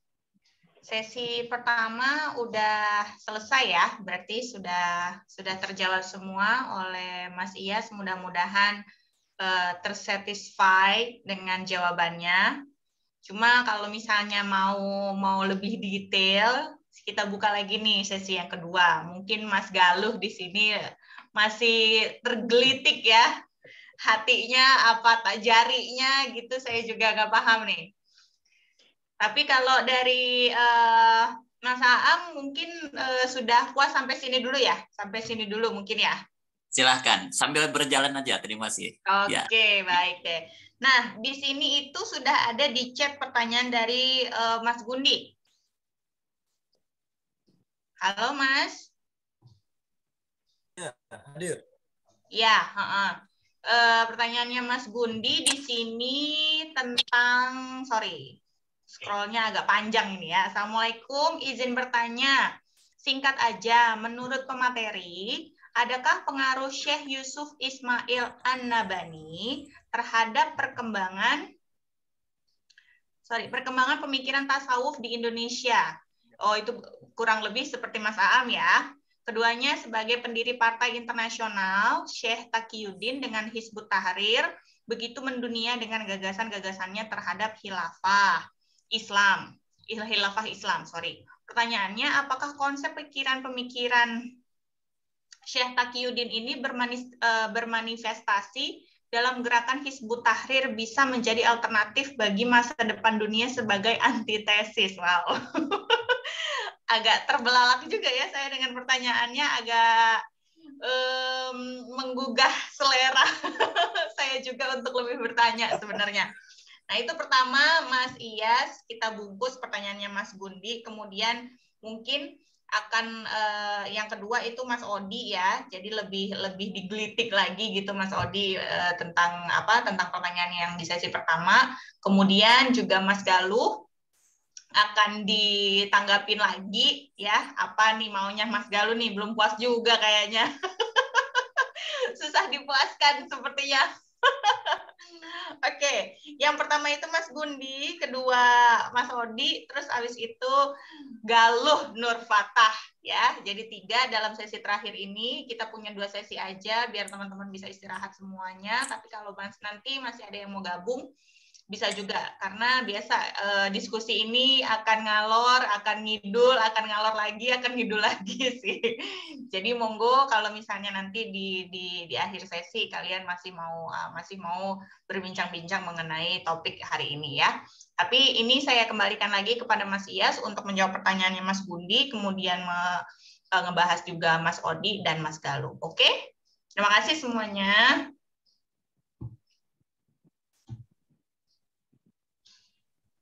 Halo, Mas Galuh, tadi pertanyaannya apa? Belum bertanya. Mas Galuh itu asumsi apa tadi Mas Galuh? Sebenarnya ini ya, saya mau menanggapi sih sebenarnya dari tanggapan Mas Iyas tadi soal pertanyaan yang saya tanyakan gitu kan. Sama ini sih memberikan ini ya penengah atas keributan atau pertarungan pikiran antara Mas Odi dan Mas Iyas tadi ya. Nanti saya akan nambahin sedikit, mungkin ngasih perspektif yang lain gitu ya. Pertama mungkin ini ya tanggapan atas pertanyaan saya gitu soal ketetapan gitu, soal ketetapan Tuhan atas tindakan-tindakan manusia yang tadi dijelaskan gitu kan.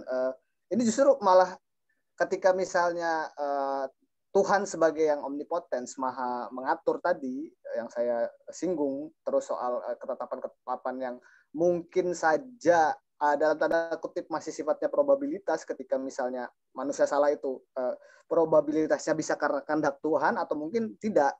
Berarti kan di sini ada ruang di mana Tuhan memberikan free will gitu kepada manusia, sedangkan ini kan juga kontras dengan omnipotens gitu, ketika Tuhan yang memang punya kehendak mutlak atas manusia.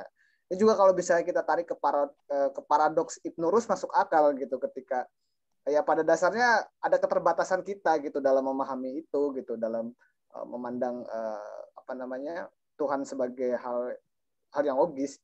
Ini juga sebenarnya tanggapan atas jawaban Mas Iyas ini juga nanti ini akan saya tarik juga atas perdebatan metodologis dalam tadi ya, karena saya tahu di sini ada Mas Odi yang sangat pakar dalam filsafat ketuhanan, yang sangat memang dosen pengampu filsafat ketuhanan, pasti lebih tahu dari saya. Cuma saya memberikan perspektif yang lain terhadap bagaimana cara kita memahami Tuhan. Ketika misalnya mungkin secara aspek ontologis kita bisa berdebat gitu, apakah Tuhan ada, apakah Tuhan mungkin ada, Tuhan tidak ada, atau mungkin pernah ada, atau Tuhan sudah dibunuh oleh manusia itu sendiri, atau seperti apa, itu kita bisa berdebat, kita bisa berdiskusi dan bertukar wawasan tentang itu. Tapi mungkin saya tipikal orang yang mereduksi bahwa Tuhan itu hanya bisa didekati oleh tiga pendekatan saja kalau bagi saya, yaitu pendekatan ontologis, pendekatan estetis, dan etis. Kalau misalnya ontologis berarti kita mendekati Tuhan ini secara bisa dengan beberapa pernyataan argumentatif yang spekulatif. Ketika kita dekati Tuhan secara misalnya etis, itu berarti dengan unsur-unsur yang kaitannya dengan rasa gitu kan, dengan ekspresi, dengan mungkin hal-hal yang berbau hal-hal yang tadi yang seperti Mas ya sebut sebagai ekstase tadi, itu juga bagian dari estetis. Dan ketika kita ingin membuktikan Tuhan ada secara etis, itu berarti adanya dimensi-dimensi moral yang memang harus ada dalam relasi manusia dengan manusia yang lain, dan juga manusia dengan lingkungannya, manusia dengan Tuhan yang tadi sudah didebatkan dalam sisi ontologis. Maka itu menurut saya adalah tiga jalan dalam mendekati Tuhan. Ketika misalnya seperti yang dijelaskan oleh Mas Odi tadi, mulai dari pendekatan epistemik yang sangat misalnya tadi ditarik ke filsafat ilmu, ada falsifikasionisme, ada validasi, ada reduksionisme ala Husserl dan lain sebagainya. Bagi saya seperti hal yang diutarakan oleh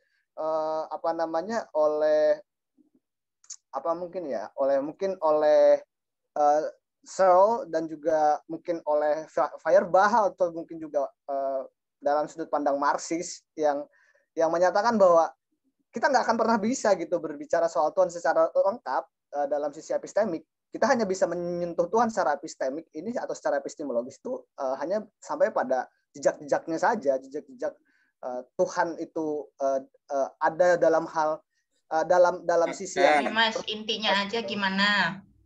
Ya, Mas Gundi nungguin ini masalahnya siap. sampai nungguin pisang goreng gitu ya. Siap ya. Jadi bagi saya memberikan perspektif yang sedikit berbeda untuk perdebatan tadi antara Mas Iyas dan juga Mas Odi, bahwa kalau saya melihatnya ya Tuhan ini nggak akan pernah bisa sih secara lengkap kita dekati secara epistemik, meskipun ya itu juga bisa didebat gitu. Itu aja sih. Terima kasih. Oke, makasih Mas Galuh. Itu pisang gorengnya Mas Gundi udah sampai dingin lagi. Iya. Mari Mas Iyas, monggo.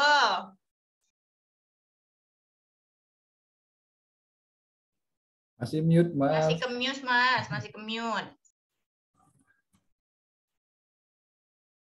Masih mute, Mas Iyas. Masih ke mute, Mas Iyas ganteng. Oh iya, sorry. Nah. Ini lanjut ke pertanyaannya Mas Gundi ya. Goreng cimol. Jadi pertanyaan pertama kan udah dijawab tadi kan. Sebenarnya pertanyaan pertama itu kan tentang tasawuf, itu yang saya tadi jawab pertanyaannya Mas Aam. Lalu yang kedua, ini kan pembahasannya teknokrat gitu Mas, bukan pembahasan tasawuf gitu, pembahasan teknis gitu. Jadi nggak akan saya bahas di sini karena pembahasannya itu teknis, bisa mungkin oleh teman-teman lainnya gitu kan. Dan ketika dikatakan alternatif, tentu sangat alternatif gitu. Jadi singkat, padas, dan tidak memuaskan. Tapi kenyataannya seperti itu Mas Gundi. Karena kita membahas tasawuf di sini. Jadi saya kayak gitu. Boleh berkomentar ini Mas Iyas? Saya teringat ya. Jadi dalam satu diskusi ya bersama Mas Iyas juga pernah ya di salah satu forum. Jadi sempat diangkat tema ini, desekularisasi oleh Peter L. Berger. Nah, saya coba untuk menghubungkan antara gagasan-gagasan yang diantar oleh Mas Iyas pada forum saat itu dengan apa yang hari ini dibuat oleh sekta Q. Karena menurut saya yang menarik dari sekta Q ini adalah geraknya. Artinya kalau kita mengkaji tokoh ya, tapi tokoh itu tidak menciptakan satu pergerakan, bagi saya itu tidak menarik begitu. Nah, kenapa mengkaji misalkan Hasan al-Banna, kemudian juga Hasyim Asy'ari itu menjadi menarik karena mereka punya gerakan yang sampai dengan saat itu eksis begitu. Nah, eksistensi mereka inilah yang memperkuat gagasan-gagasan yang menurut saya itu ini penting untuk kita kaji begitu. Nah, saya ingin menghubungkan ke situ begitu. Nah, yang pertama yang ingin saya tegaskan yang dari pertanyaan awal tadi, pengaruh Syekh Yusuf Ismail ya. Itu kan mungkin tadi sudah disinggung ya sama Kang Aap ya tadi. Saya lupa. Maaf ya. Nah, itu tentang apa keterkaitan antara Syekh Mbah Hasim ya, Mbah Hasim Asy'ari ternyata punya jalur keilmuan yang sama. Jadi nasab keilmuan Mbah Hasim dan Syekh Taqiyuddin itu ternyata terhubung sampai ke Yusuf Ismail An-Nabhani kan, sampai ke Imam Syafi'i, sampai ke Rasulullah. Nah, ini menurut saya menarik ya. Nah, makanya saya kemudian coba untuk menanyakan tentang pengaruhnya, karena juga ada beberapa tokoh apa istilahnya ulama, misalkan Syekh Nawawi Al-Bantani. Nah, itu kan juga terkenal dengan pemikiran sofistiknya kan begitu. Sampai ada kitabnya Bahjatul Wasail kalau nggak salah itu. Ya, pokoknya mungkin teman-teman paham beberapa tokoh-tokoh tadi itu kan mereka apa istilahnya sampai melahirkan gerakan seperti halnya Nahdlatul Ulama. Saya nggak tahu apakah Muhammadiyah juga punya pengaruh ya apa istilahnya terpengaruh dengan pemikiran Syekh Ismail apa namanya Ismail Yusuf bin Ismail ini ataukah tidak begitu. Itu yang pertama. Yang kedua tadi tentang gagasan Peter Elberger tadi, mungkin Mas Iyas bisa menghubungkan. Saya coba untuk mengkoneksikan antara pembahasan kita di forum yang lalu dengan pembahasan Syekh Taqiyuddin sebagai, karena begini ya, gagasan Peter Elberger itu kan melihat bahwa agama itu sebagai satu alternatif yang bisa menyelesaikan kerusakan yang ditimbulkan oleh sekularisme, kapitalisme ya, dan isme-isme lainnya begitu. Sehingga ini sejalan dengan apa yang diperjuangkan oleh Syekh Taqiyuddin, yakni membumikan konsep agama ya dalam bentuk konsepsi negara ya. Kalau sufistik itu kan tadi kan pensucian jiwa, tapi yang berbeda dari Syekh Taqiyuddin ini kan apa istilahnya ada upaya untuk mengimplementasikan ya ajaran-ajaran syariat itu ke dalam ruang lingkup yang lebih besar daripada ruang lingkup pribadi, tapi masyarakat bahkan negara yang kita kenal dengan gagasan khilafahnya. Itu mungkin apa istilahnya benang merah yang terhubung. Mungkin Mas Iyas bisa mengurai itu. Saya kira begitu. Terima kasih. Ya, makasih Mas Gundi. Monggo Mas Iyas. Mau minum dulu apa? Aman. Udah habis 1 gelas kopi. Jadi terkait Bang Gundi, mungkin ini pertanyaannya rada ini ya, hampir rada di luar konteks gitu ya, terkait Peter Elberger yang dimana beliau itu adalah sosiolog gitu kan, dimana beliau itu membahasakan fenomena sosiologi, dan di bukunya yang The Secularization of the World itu dia berusaha mengontak teman-temannya tokoh-tokoh dari agama-agama lain tuh yang membahas sosiologi agama-agama lain, jadi ada religious studies di situ, dan juga terkait pembahasan tentang agama Islam karena yang membahas itu adalah tokoh Islam moderat gitu kan. Maka di situ yang dipertanyakan di buku tersebut tesisnya adalah ada nggak sih alternatif lain Islam yang dia itu tidak membahasakan Islamnya atau bersaing di dunia desekularisasi ini dengan cara yang tidak koersif, dengan cara yang tidak fundamentalis, dengan bukan dengan cara jahat. Jadi pertanyaan tesisnya sebenarnya seperti itu gitu loh. Nah, saya ini membahas Syekh Taqiyuddin itu karena apa? Karena Syekh Taqiyuddin sesuai dengan ajaran Rasul, yaitu Islam itu akan tegak sendirinya dengan dibuka, bukan dengan cara perang gitu loh. Dan itu saya lihat adalah sebuah konsepsi nubuat. Karena apa? Karena permasalahannya eskatologis gitu Mas. Jadi ada kemungkinan gitu kan. Ada kemungkinan itu bakal terjadi seperti itu. Dan itu ketika Peter Elberger membuat tesis seperti itu, Peter Elberger kan bukan orang Islam. Jadi ya tentu dia bakal menjauhi hal-hal yang bersifat eskatologis tersebut. Tapi kalau kita orang Islam kan sebagai orang beriman tentu melihat hal tersebut adalah hal yang wajar dan sangat eskatologis gitu. Itu aja sih Mas. Benang merahnya itu adalah di titik tolaknya adalah di eskatologis. Jadi seperti itu Mas Gundi gitu. Karena kita percaya kiamat gitu kan. Percaya kiamat, sebelum kiamat ada apa. Jadi ada eskatologis aja di situ sebenarnya benang merahnya terkait fenomena sosiologis yang dibahas Peter Elberger terkait desekularisasi. Udah itu aja Mas Gundi. Saya kembalikan ke moderator. Mukanya Mas Gundi masih agak sedikit menggelitik ya. Tapi ya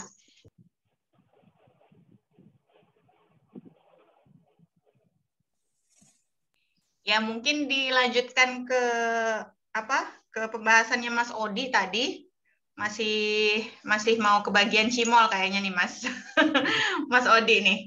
Cuma Mas Gundi, you are more than welcome ya kalau nanti masih mau gabung di luar di luar presentasi. Biasa juga seperti yang tadi saya sebutkan, presentasi ini masih bakalan berlanjut sebenarnya, suka ngalor dan suka ngidul, habis itu ngalor lagi terus ngidul lagi.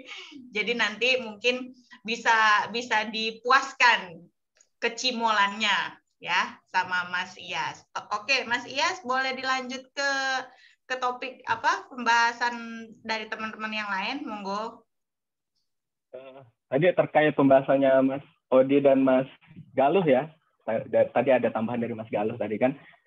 Ya, jadi sebenarnya hal itu tadi itu menurut saya adalah entah itu istihad atau entah itu enggak, tapi terkait berpikir rasional tadi yang tentu Mas Odi udah pernah baca gitu kan. Itu Setakuddin sendiri lucunya itu sangat tidak pernah untuk nyantumin source gitu loh.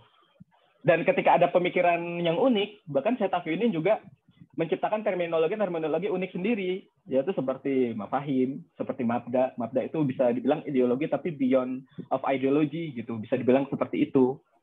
Jadi makanya saya bilang Setakuddin ini ada keunikannya itu di situ gitu kan. Keunikannya itu di situ. Jadi ketika saya sendiri membahas hal ini itu sebenarnya tidak sebagai mustahid tapi sebagai pemikiran aja gitu. Nggak terlepas mustahid. Kalau mustahid itu kan masih ada konteks haram, ada konteks fikihnya gitu kan. Nah, sedangkan di sini yang merupakan mustahidnya Syekh Taqiyuddin itu adalah kewajiban adanya khilafah atau enggak. Jadi mustahidnya itu sebenarnya di situ gitu loh. Dan penegakan khilafah harus dengan apa? Harus dengan cara Nabi. Udah itu aja sebenarnya mustahidnya. Tapi terkait berpikir rasional dan lain-lain, itu saya belum tahu itu mustahid atau enggak atau gimana gitu kan. Konteksnya validasinya tuh seperti itu Mas Odi gitu. Jadi yang saya bawa bahasakan itu adalah pemikirannya itu terkait metodologi berpikir, terkait posisi atau makom atau tingkatan berpikir itu seperti apa gitu kan. Dan bagaimana berpikir yang benar menurut Syekh Taqiyuddin itu sendiri gitu kan. Nah, jadi itu yang berusaha Syekh Taqiyuddin itu bahasakan gitu loh. Dan bagaimana ketika berpikir itu masuk ke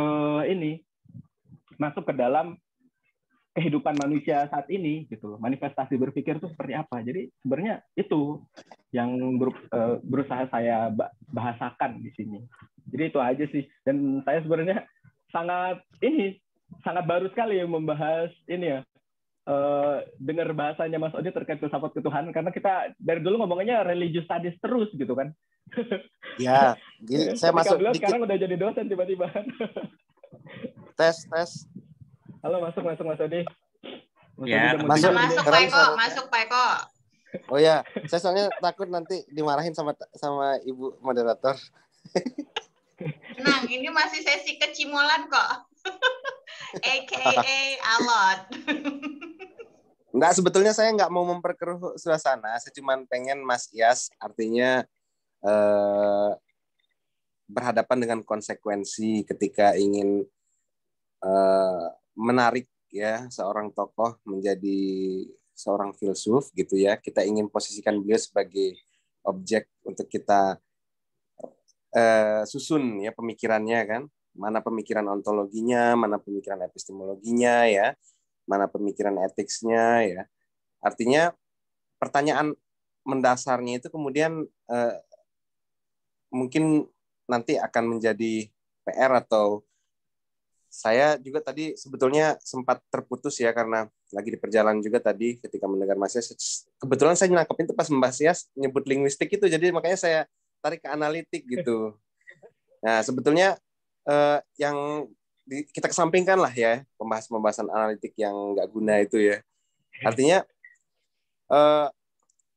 saya penasaran ya, kan tugasnya filsafat itu sebetulnya ketika itu filsafat ketuhanan ya, itu bukan membuktikan adanya Tuhan sebetulnya. Kita sebagai filsuf itu nggak berurusan untuk membuktikan ada Tuhan. Itu tugasnya teolog lah ya. Itu persoalan keyakinan ya. Tapi yang ketika kita membawa Tuhan sebagai sebuah objek filsafat, itu berarti kita ingin mengecek argumentasi ketuhanan itu gitu. Ya. Argumentasinya itu bukan kemudian Tuhan benar nggak Tuhan ada, mana buktinya itu bukan gitu ya. Tapi ketika misalnya kita lihat, nah mengapa kemudian tradisi analitik itu kemudian banyak digandrungi oleh para filsuf ketuhanan saat ini gitu. Kalau kita mungkin mendengar kuliahnya Pak Agus Himawan, beliau mungkin lebih suka dengan menggunakan meminjam perdebatan filsafat ketuhanan klasik ya. Seperti kita lihatlah ketika Anselmus berdebat melawan Gaunilo itu ya. Kalau Anselmus itu dia menurut saya orang yang non realis ya. Karena kalau kita pakai istilah anti realis itu lebih ke filsafat ilmu dia. Kalau di diskursus ketuhanan, religious studies itu non realis.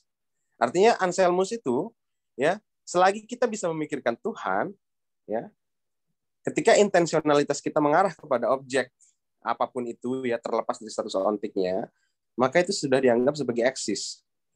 Kita pinjam lagi ya, misalnya modal logik misalnya ya, dia itu eksis dalam kondisi yang paling tidak dalam suatu dunia yang mungkin. Ya, tadi Mas Galuh juga sempat mengutarakan ketika orang mengatakan apakah Tuhan itu ada? Ya Tuhan itu bisa ada. Kalau dalam konteks misalnya filsafat Islam, itu sebagai wajibul wujud, yang lain itu sebagai mungkinul wujud gitu ya. Maka dia adalah yang lain itu sebagai contingent being ya, yang terbatas ya, bergantung pada being yang al-haq atau ultimate being, yang ultimate itu dalam tradisi Perenis. Ya maka di situ konsekuensinya Mas Yas juga harus nanti, ini PR ya, nanti ketika menuangkan pikirannya Syekh Taki ini ya, supaya benar-benar kita letakkan beliau sebagai proyek kefilsafatan, setidaknya bisa menjawab pertanyaan bagaimana pandangan Syekh Taki tentang yang eksis itu gitu. Karena apa? Karena apakah eksis dalam tataran konseptual, tataran ide itu kemudian sama dengan eksis dalam konteks realitas konkret gitu kan? Nah itu saya rasa itu saya kemudian nggak menuntut Mas Yas kemudian untuk menjawab itu ya, karena nggak mungkin kita akan menuntut Mas Yas untuk menjawab semua pertanyaan dalam satu tarikan nafas satu pertemuan ini saja gitu. Tapi ini sangat menarik menurut saya ya, kita kemudian bisa mengorbitkan beliau sebagai seorang filsuf ya, dengan cara mensistematisasi cara berpikirnya gitu. Ya, itu saja sih, saya nggak memperkeruh keadaan ya. Silahkan monggo. Saya rasa mungkin Bu moderator juga bisa melihat cimol-cimol ini supaya terbagi menjadi ini ya, supaya adil gitu. Saya kembalikan ke moderator.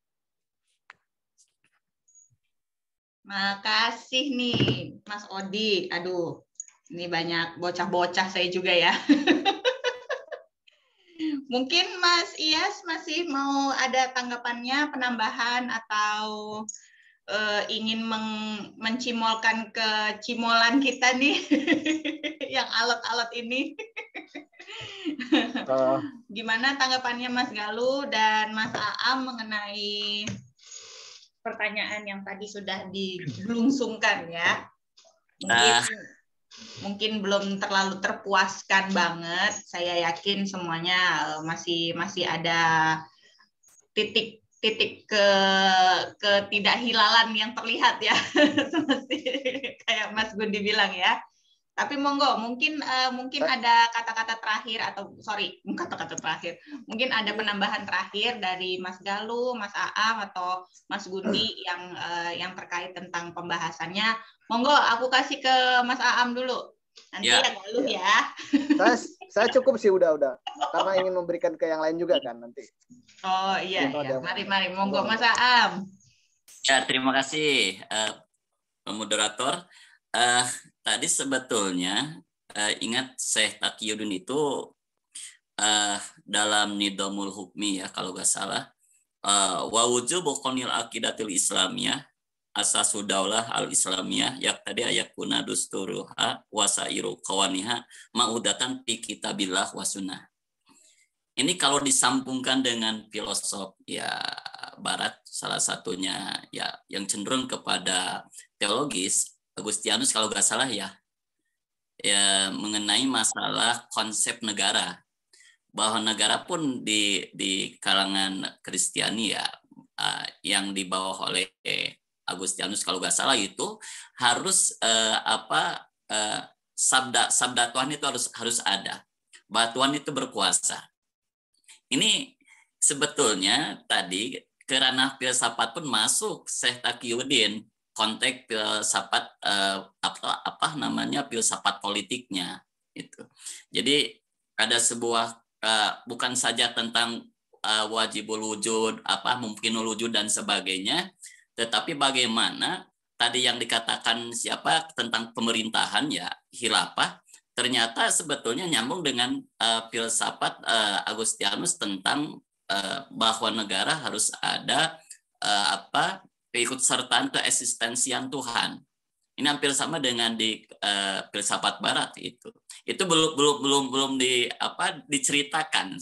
Kira-kira seperti itu ya, Mas Yas ya. Terima kasih ya atas segalanya.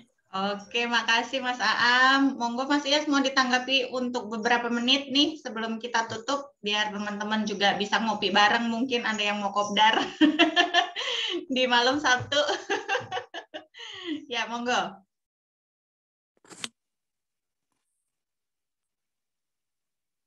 Mute, Mas. Masih mute, Mas Iyas. Oke, tadi terkait Darul itu kan, terkait negara gitu kan. Menurut saya Taqiyuddin sendiri terbagi yang namanya terminologi dua negara gitu. Yaitu ada yang namanya Darul Kufur, ada yang namanya Darul Islam. Itu dari terminologinya Syekh Taqi sendiri di kitab-kitab karyanya. Di mana Darul Islam sendiri itu adalah negara maksudnya yang asasnya itu asasihi gitu. Asasihu lah. Itu asasnya itu secara syariat gitu. Di mana hukum syara itu adalah inti. Jadi kalau kita kontekskan itu, kalau sekarang ketika ada perdebatan tentang sesuatu yang diharamkan mau dihalalkan, seperti sesuatu yang jelas-jelas haram gitu, nggak bisa dihalalkan, seperti miras gitu kan.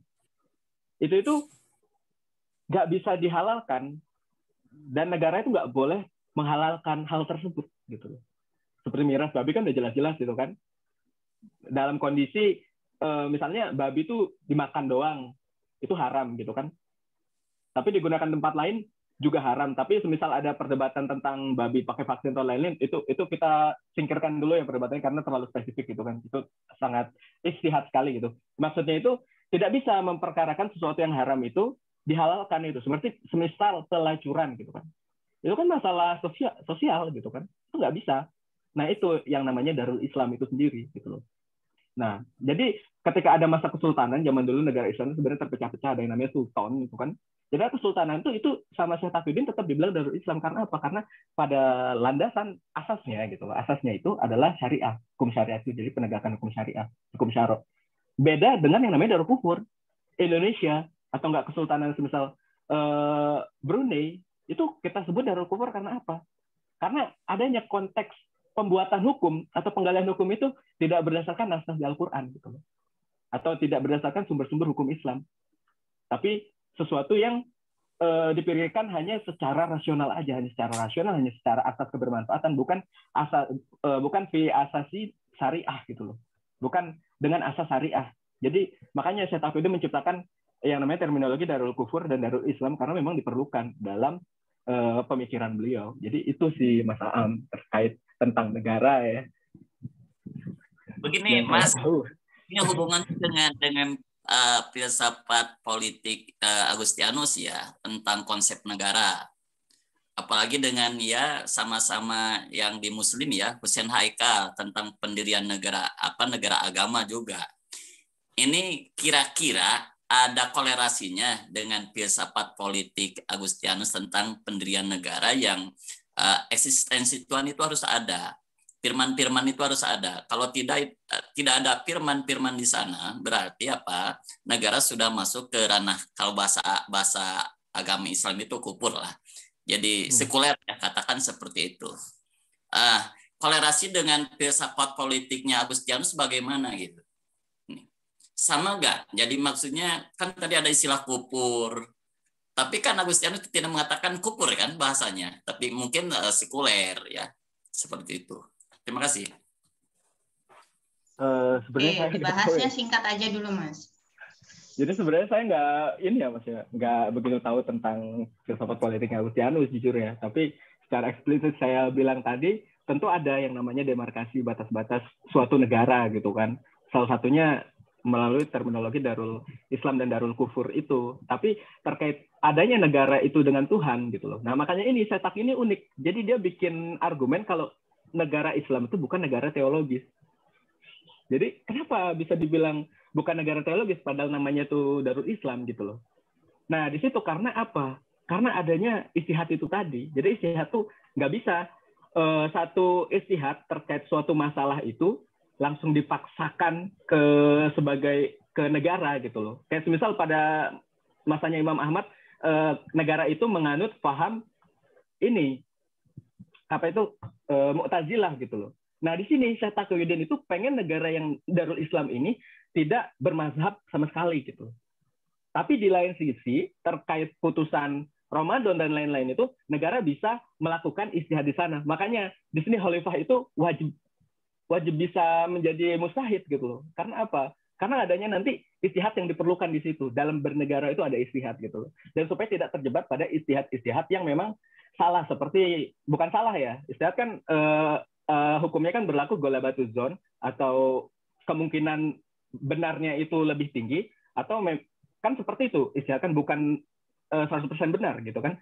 Nah, itu ijtihad yang salah itu maksudnya karena apa? Karena bisa memundurkan peradaban. Semisal pada saat itu karena ijtihad itu menurun gitu kan. Ijtihad menurun karena apa? Karena bahasa Arab ditinggalkan. Karena intelektualisme itu ditinggalkan dan fokusnya ke militer. Di zaman Ottoman itu salah satunya adalah secara sejarah kita bahas sedikit ya. Itu mengharamkan mesin fotokopi. Salah satunya seperti itu. Jadi ada pembahasan diknya seperti itu Mas terkait kenegaraan itu. Jadi saya pun rada bingung. Saya balikin ke Mbak Bener. Oke, tenang Mas Iyas, minum air putih lagi dulu coba. Atau itu kopi latte. Sepertinya agak sedikit menyimol ya kita ya. Agak alot ya perbincangan kali ini, namun nggak apa-apa. Saya bangga dengan rekan-rekan semua, saya bangga sama teman-teman semua, cukup kritis, sangat empirik ya, seperti kata Mas Galuh tuh ya, terus juga sangat berbagi wawasannya itu juga sangat luas, apalagi untuk saya nih kaum awam, kaum proletar. Makasih semuanya, mungkin kita cukupkan sampai di sini dulu event presentasi kita kali ini, namun kita juga akan buka diskusi di forum non formal ya. Bagi teman-teman kalau masih mau gabung, masih mau ngobrol, hayu monggo. Tapi secara officialnya nih, secara resminya kita tutup dulu perbincangan dari presentator kita hari ini. Kita tepuk tangan dulu dong. Hebat sekali ya kan, super sekali Mas Iyas. Udah keringetnya sampai sebiji-biji kacang hijau ya Mas ya. Oke, kita tutup perbincangan kali ini dengan bacaan hamdalah. Mungkin itu yang sangat islami ya bagi perbincangan ini. Alhamdulillah, terima kasih Mas Iyas dan teman-teman. Berjalan dengan lancar, teman-teman juga sangat antusias berpartisipasi dalam event kali ini atau dengan presentasi kali ini. Oke, dan sekarang kita juga buka forum non formal nih. Kalau ada yang mau terpuaskan dengan kecimolan kita, bahasanya jangan kalau sama saya nanti kita pakainya cimol aja ya. Jadi inget snack gitu loh, agak lumer gitu kan, bahasa dan juga pikiran kita nggak tegang ya. Mungkin teman-teman masih ada yang mau ngobrol, ada Lingga di sini, terus juga Mas Gundi, belum terlihat hilalnya, mungkin masih mau ngobrol juga.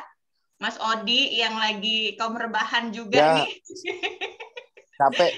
Saya mau kenalan Lelah sama ya? Mas Aam. Halo, Ya. Mas Aam. Halo, Salam iya. kenal, Mas. Iya. Salam kenal. Iya. Ya.